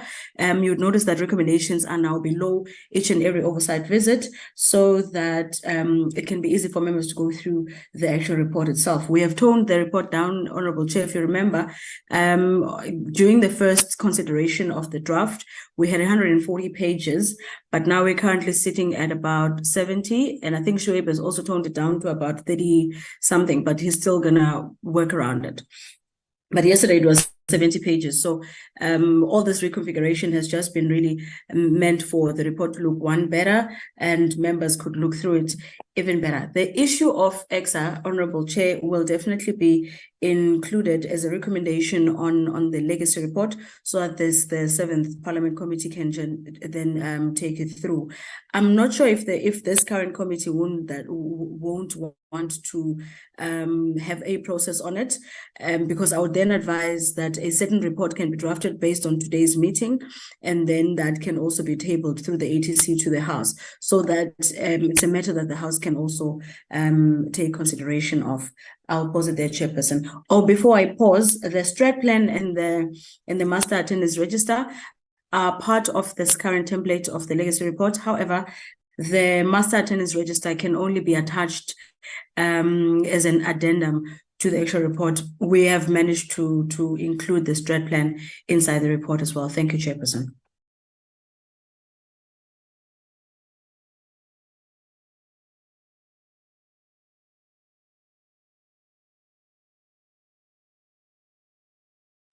Shoaib, you can stop sharing. I'm talking and I've not unmuted. Thank you so much, Shuaib. Thank you, Nola, for this report. Honorable members, I think this is the third time we're dealing with the report. We dealt with the draft in last year, December. November, we dealt with another one earlier this year. And again, we are dealing with this one, which is almost the final one report today. May I have comments, honorable members?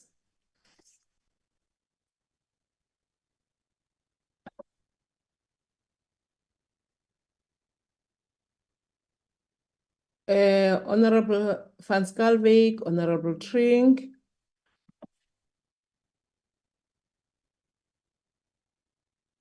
Thank you very much, Chairperson.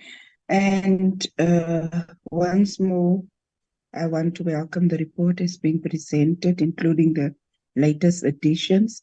Chairperson, I might be wrong, but the latest addition that Honorable Thring mentioned previously in terms of the Kosi Bay, I just need to make sure if that was included.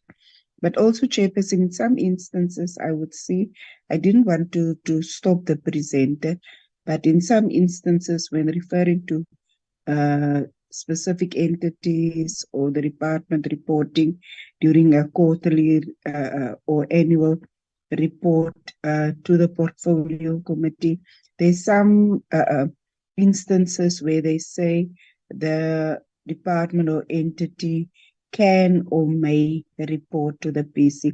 I think that should just be exchanged and must, the word can or may must be substituted with must, because in many instances it's to strengthen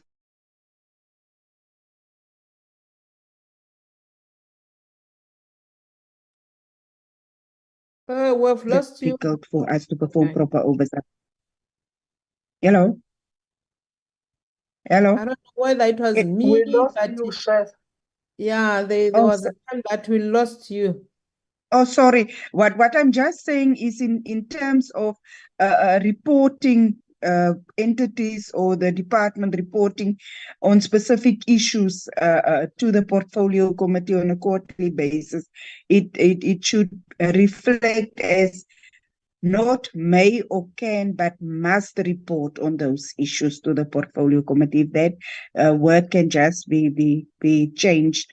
Instead of may or can, it must reflect as must report to the portfolio committee. And then I'm not sure also, pardon me, in terms of the resolution, in terms of the Parliamentary Villages Board, can we just get the reflection? I think I missed that one also. But otherwise, with all the new additions and stuff, I can safely say that it's a proper reflection. And therefore, if there's nothing else, I want to move for adoption. Thank you, Chairperson. Thank you, Honorable Van Schalkwyk. Honorable Tring. No, thank you, Chair. I think I want to just appreciate the fact that Honorable Van Schalkwyk has actually picked up on the issue that I raised on the Kosi Bay border post, and I think that it needs to be included. That just like we've followed up on ECSA, I think that we also need to, whoever comes back in the 7th administration, that particular committee also follows through on the Kosi Bay border post, particularly with regards to the recommendations that came from the SIU. So I would please ask Chair that also be included in the report. And just another question, Chair, with regards to, I know that Shuaib has indicated, that there were some things that were kind of repeated and he was going to tidy it up.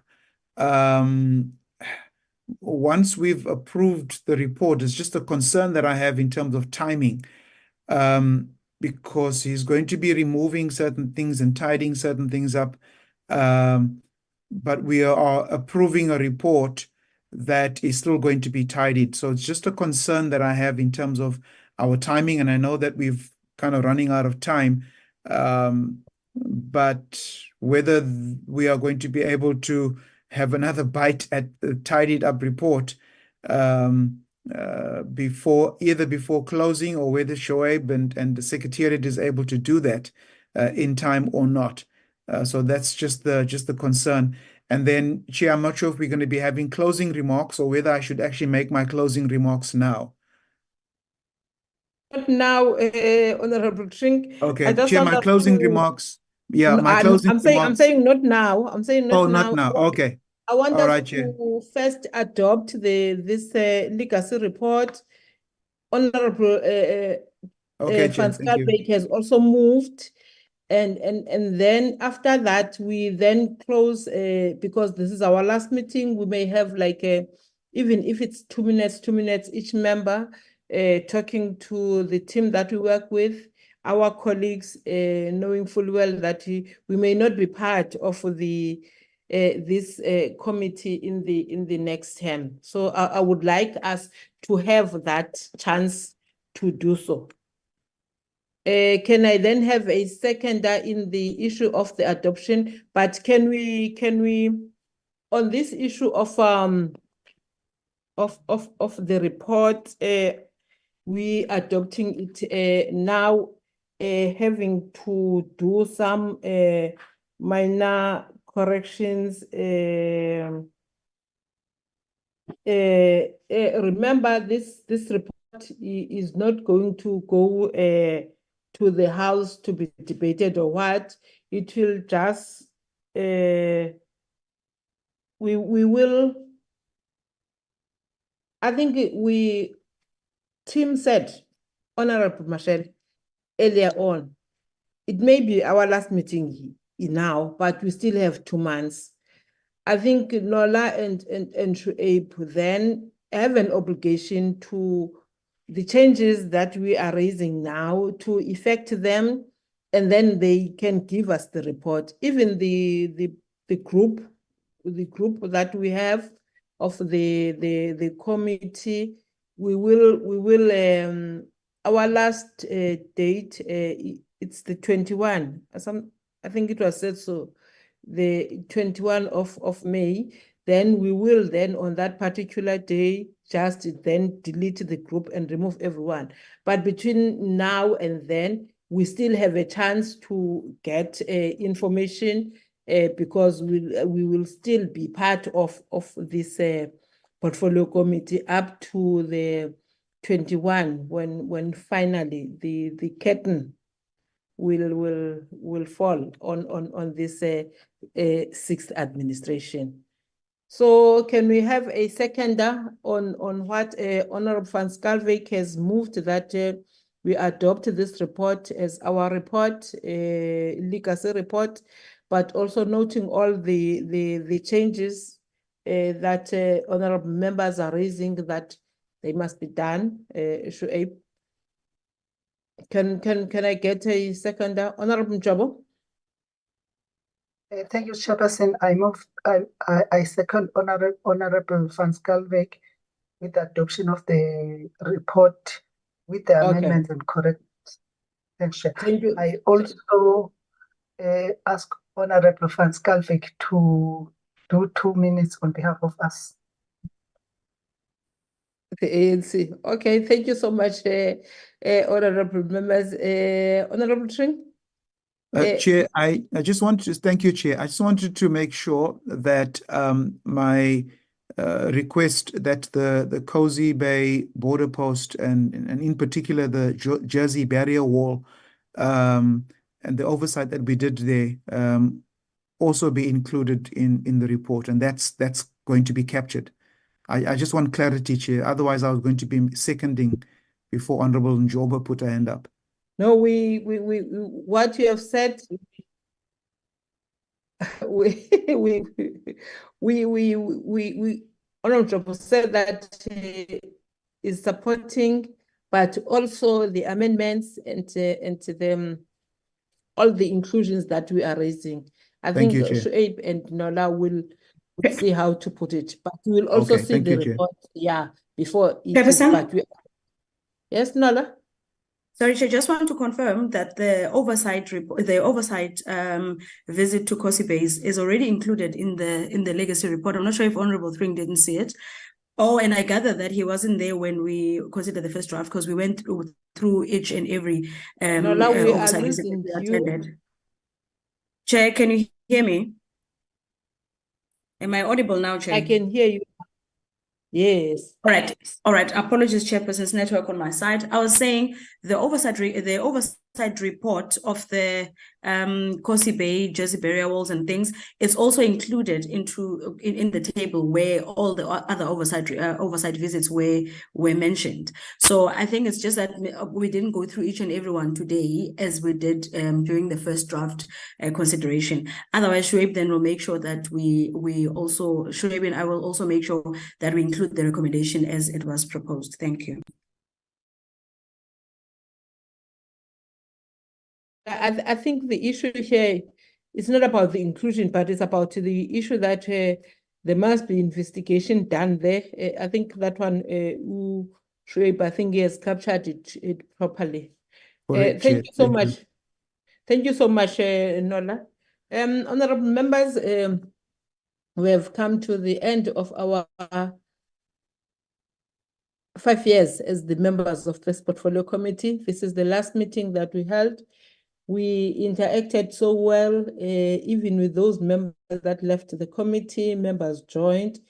It was a committee that had no drama, but we were all working in support of each other, not even in a way focusing on our political differences. Thank you so much. As the chair of this portfolio committee, it was so good to work with you.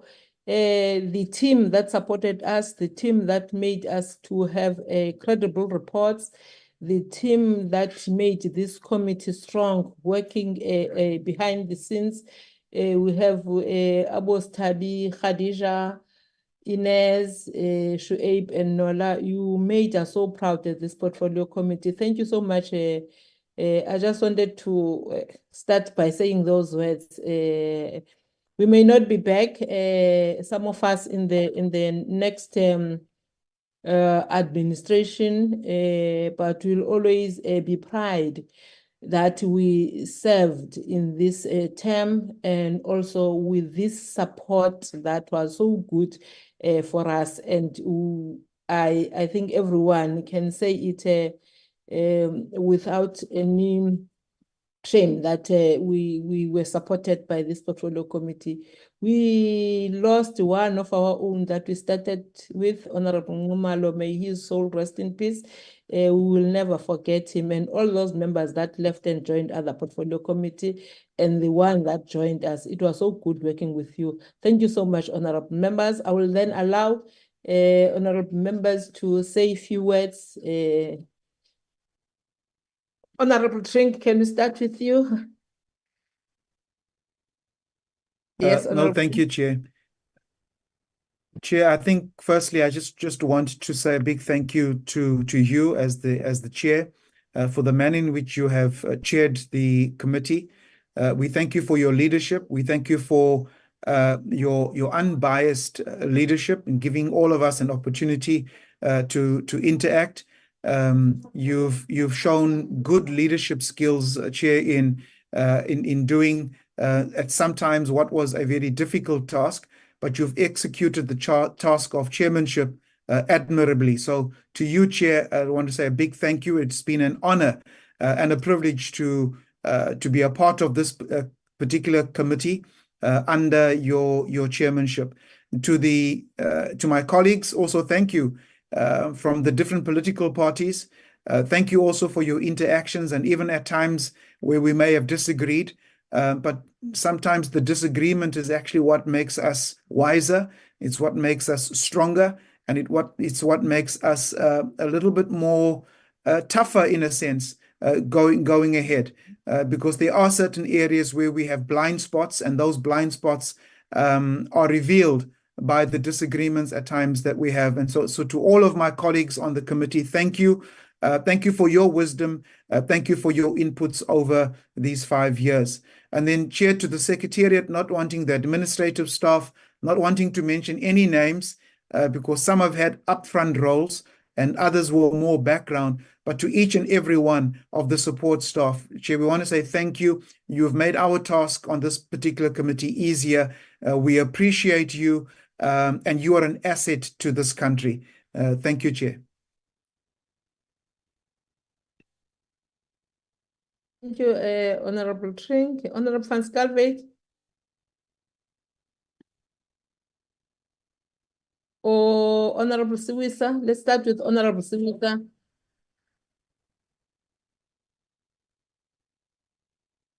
Honorable Siwisa.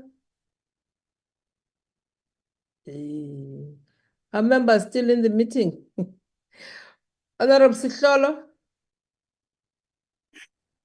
No, Chairperson, thank you very much indeed. And thank you for the opportunity to also say a few words. Having joined a very complex and difficult portfolio committee with so much work that one needed to acquaint oneself with, I can appreciate the manner in which, of course, I was welcomed by yourself, Chairperson, and members. Yes, we've not really had a chance to bond together, either be it in a study tour or an oversight. But I imagine that the atmosphere that that I found and that which was communicated by the former committee member, Honorable Samantha Graham and Madeleine Hicklin, is indeed what I've experienced here in the committee. So I would like to thank you, Chairperson, for always being available, always being able to pick up a call and a WhatsApp, and also to the committee members that have engaged privately in order to seek assistance. But essentially, Chairperson, a huge thank you to the committee secretary as well as Mr. Schweib for their excellent work in the committee and always being ready and willing to assist. I wish everybody the best as we head to these elections. Whether we come back or not, Chairperson, that will be the decision of our respective political parties and also the democratic process that will be undertaken by South Africans at the polls on the 29th of May. Ours remains a commitment to build our country for the better, to be able to see our country shine once again and becoming a beacon of light in the African continent and the world in particular. So thank you very much, Chairperson. And yeah, I suppose we will see some of the members, we will see each other in the House a little later today. Thank you, Chair.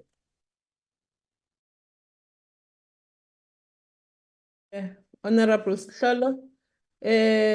Honorable Van Schalkwyk, on behalf of the ANC. Thank you very much, Chairperson, for the opportunity. I'm a person who's not usually lost for words, but thank you very much to our whip who gave this opportunity to me on behalf of the African National Congress. And firstly, Chairperson, I think I need to give the accolades where it's due, especially to our Honorable Chairperson for the sterling work that has been done. The way that you've led us not to be partisan, to lead by example. And just over the weekend, I thought to myself, we were really fortunate. Whilst many of the portfolio committees complained about staff members, about the chairpersons, about members, the relationships amongst each other, we didn't have such problems. Even though we were a multi-party committee, we could work in unison. And I think we've been properly led, and that made it so easy for us to work as a unit. I really hope you all know that you've left an incredible impact on our team as the support staff, as the members of the portfolio committee. And we felt like leaving today, parting today, it's almost as if we are saying goodbye to a member of our family. And that's what we indeed became, Chairperson, because irrespective of what South Africa could see on the screens, I think it was a totally different scenario in this portfolio committee. And it's been an honor to have been working alongside all of you, the exceptional hard work that you've portrayed, the work ethic, the generosity, the kindness towards each other.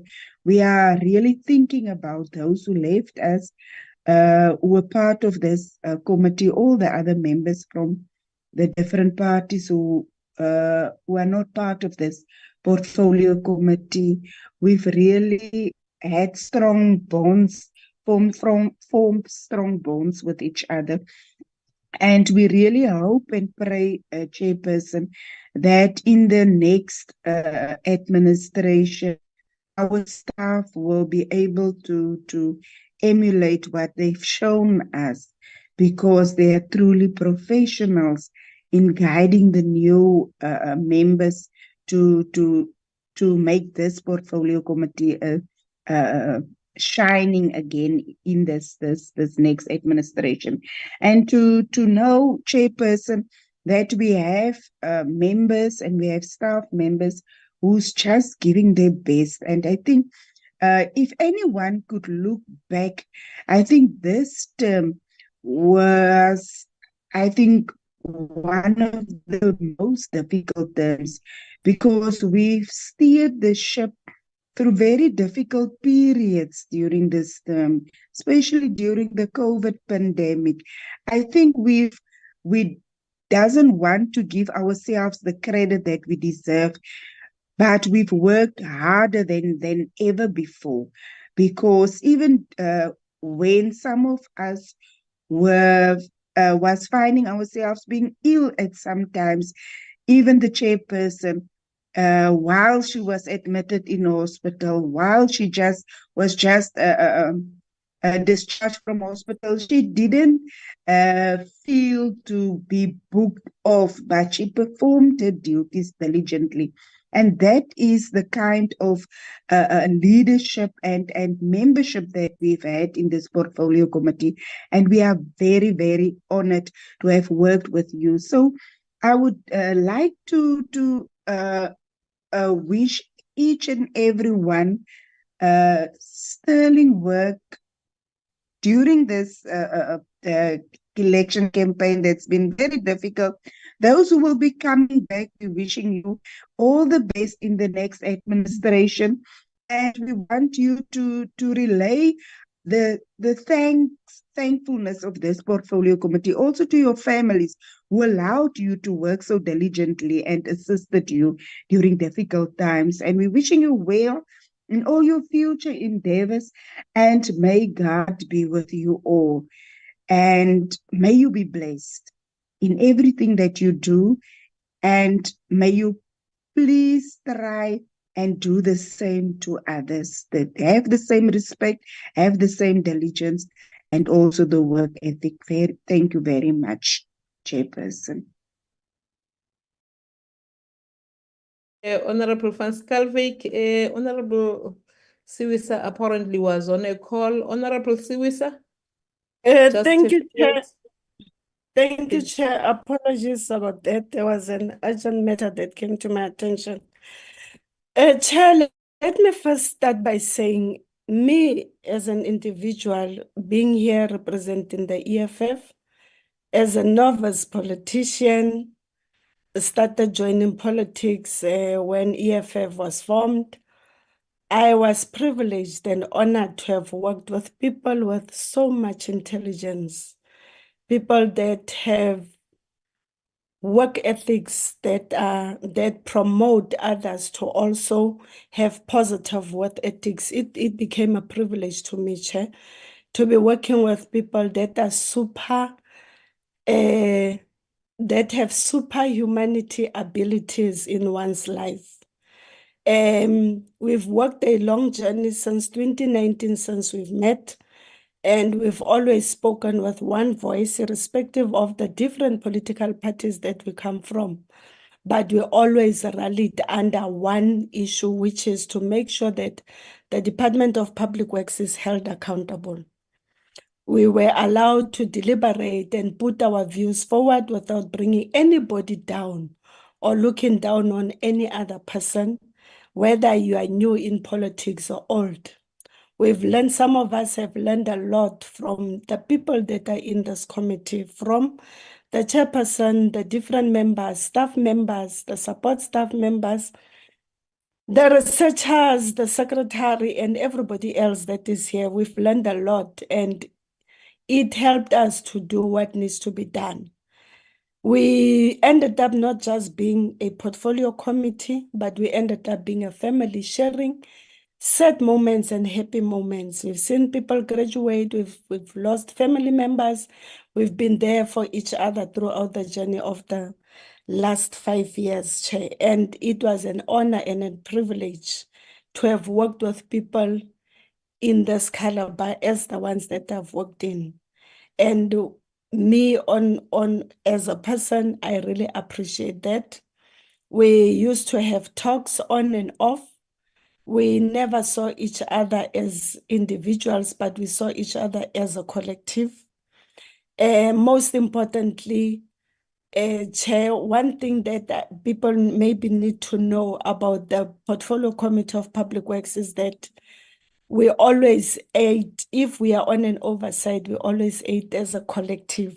There were no individual sitting at one table. We always requested to have one big table where all of us are going to sit. We managed to be able to socialize.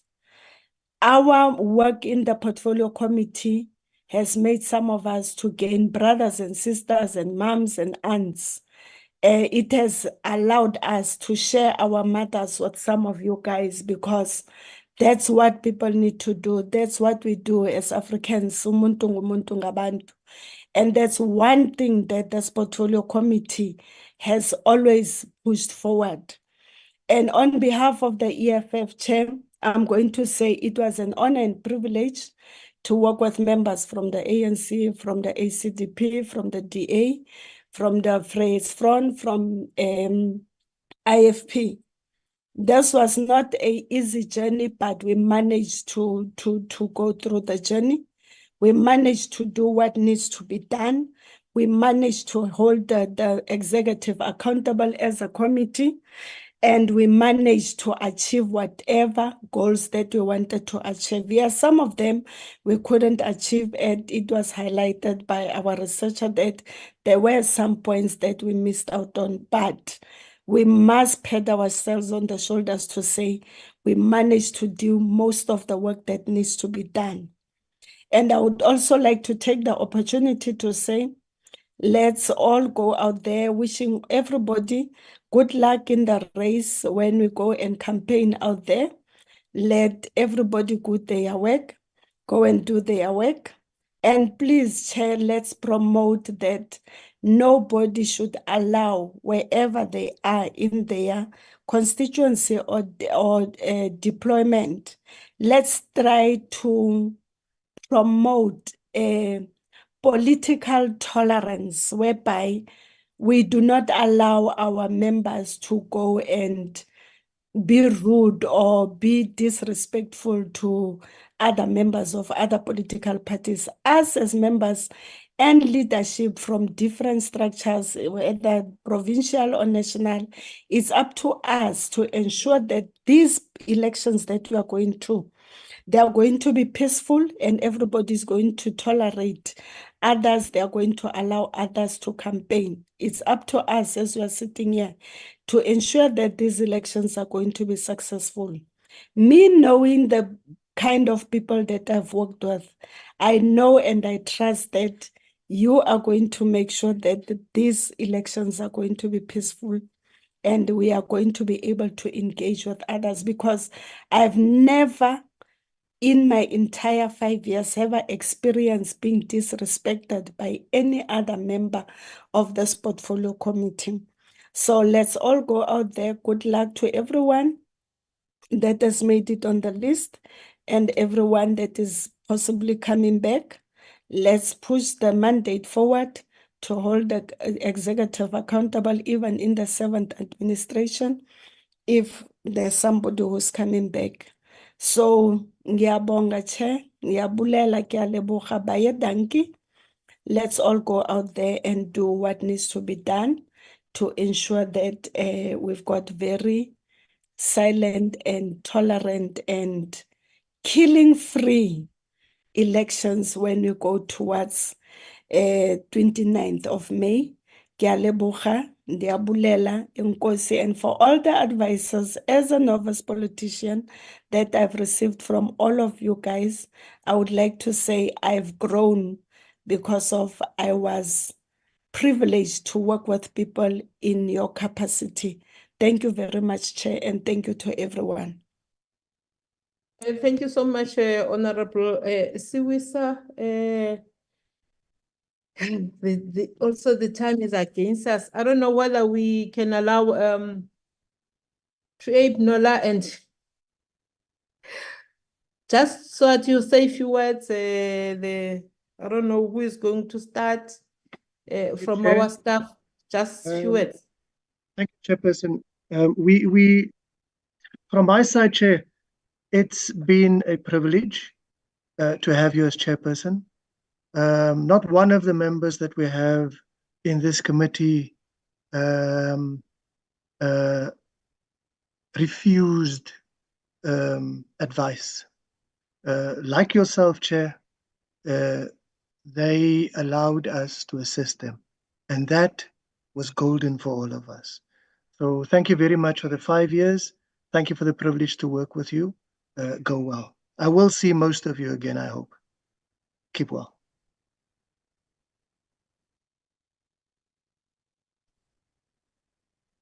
Just saying thank you from my side, Chairperson, and all the best to everyone, and wishing everyone continued success and good health. Thanks.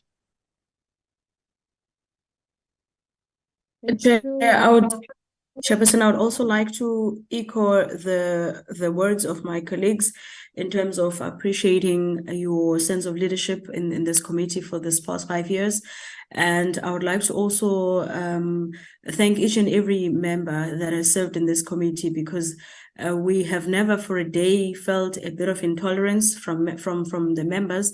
When we're advising, as Shoaib has said, nobody has ever said that they know better than us, but everyone was tolerant with each other in terms of, in that everyone allowed us to be able to perform our duties in support of this committee to ensure that the department is held to account. And so for that, we remain grateful. I mean, in the past, we have endured bullyism, abuse, and all of these other things, but not a single of those have we endured in this committee. We had a very good relationship, a good working relationship, and we shared times, as Honorable Siwisa has said, and we now are left with an anxiety as to think which members are we going to find in the next parliament, and are we going to find the best members as we did with this current portfolio. So for that, honorable members, we remain grateful. It's been great. It was a great journey. And I would like to also highlight that, honorable members, please do pat yourselves in the back, because you've pulled through the most difficult season. And we remain grateful to God that we're all here, even after COVID. None of us has demised because of that. We still remain grateful, and we still pull through. We did public hearings during that difficult period, and we survived it. And here we are, having said we've finally completed the expropriation bill as one of the milestones that the country is also looking forward to. So thank you very much, Honorable Chairperson and members. Thank you. Good morning, members. Just to add on my colleagues what they said, I just want to say all the best as we are headed to the elections. And Chairperson, I just also want to highlight that you were instilling sterling leader of this portfolio committee. And I wish all the members all the success. And for those who will not be joining the committee for the second term, I just want to say all the best, and I'm looking forward to be working with you, the ones that are remaining. Thank you. Bye.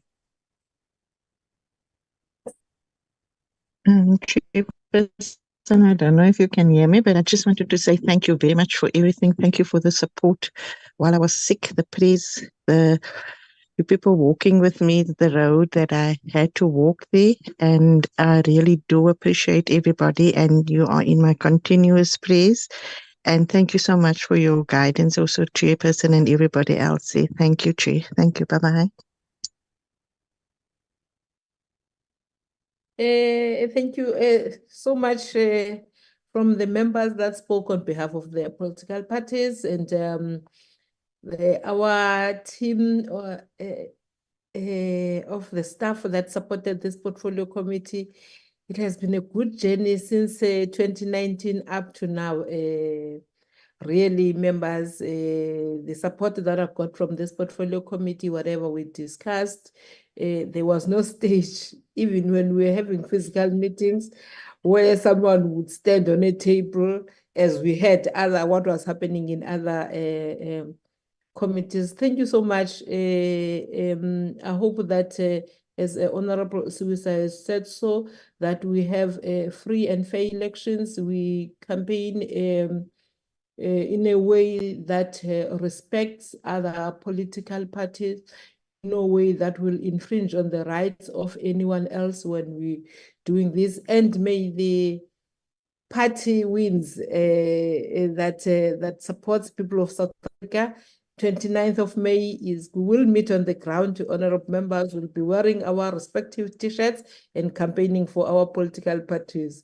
Thank you so much. Thank you so much. Thank you so much. And the meeting is adjourned, honorable members. Thank you.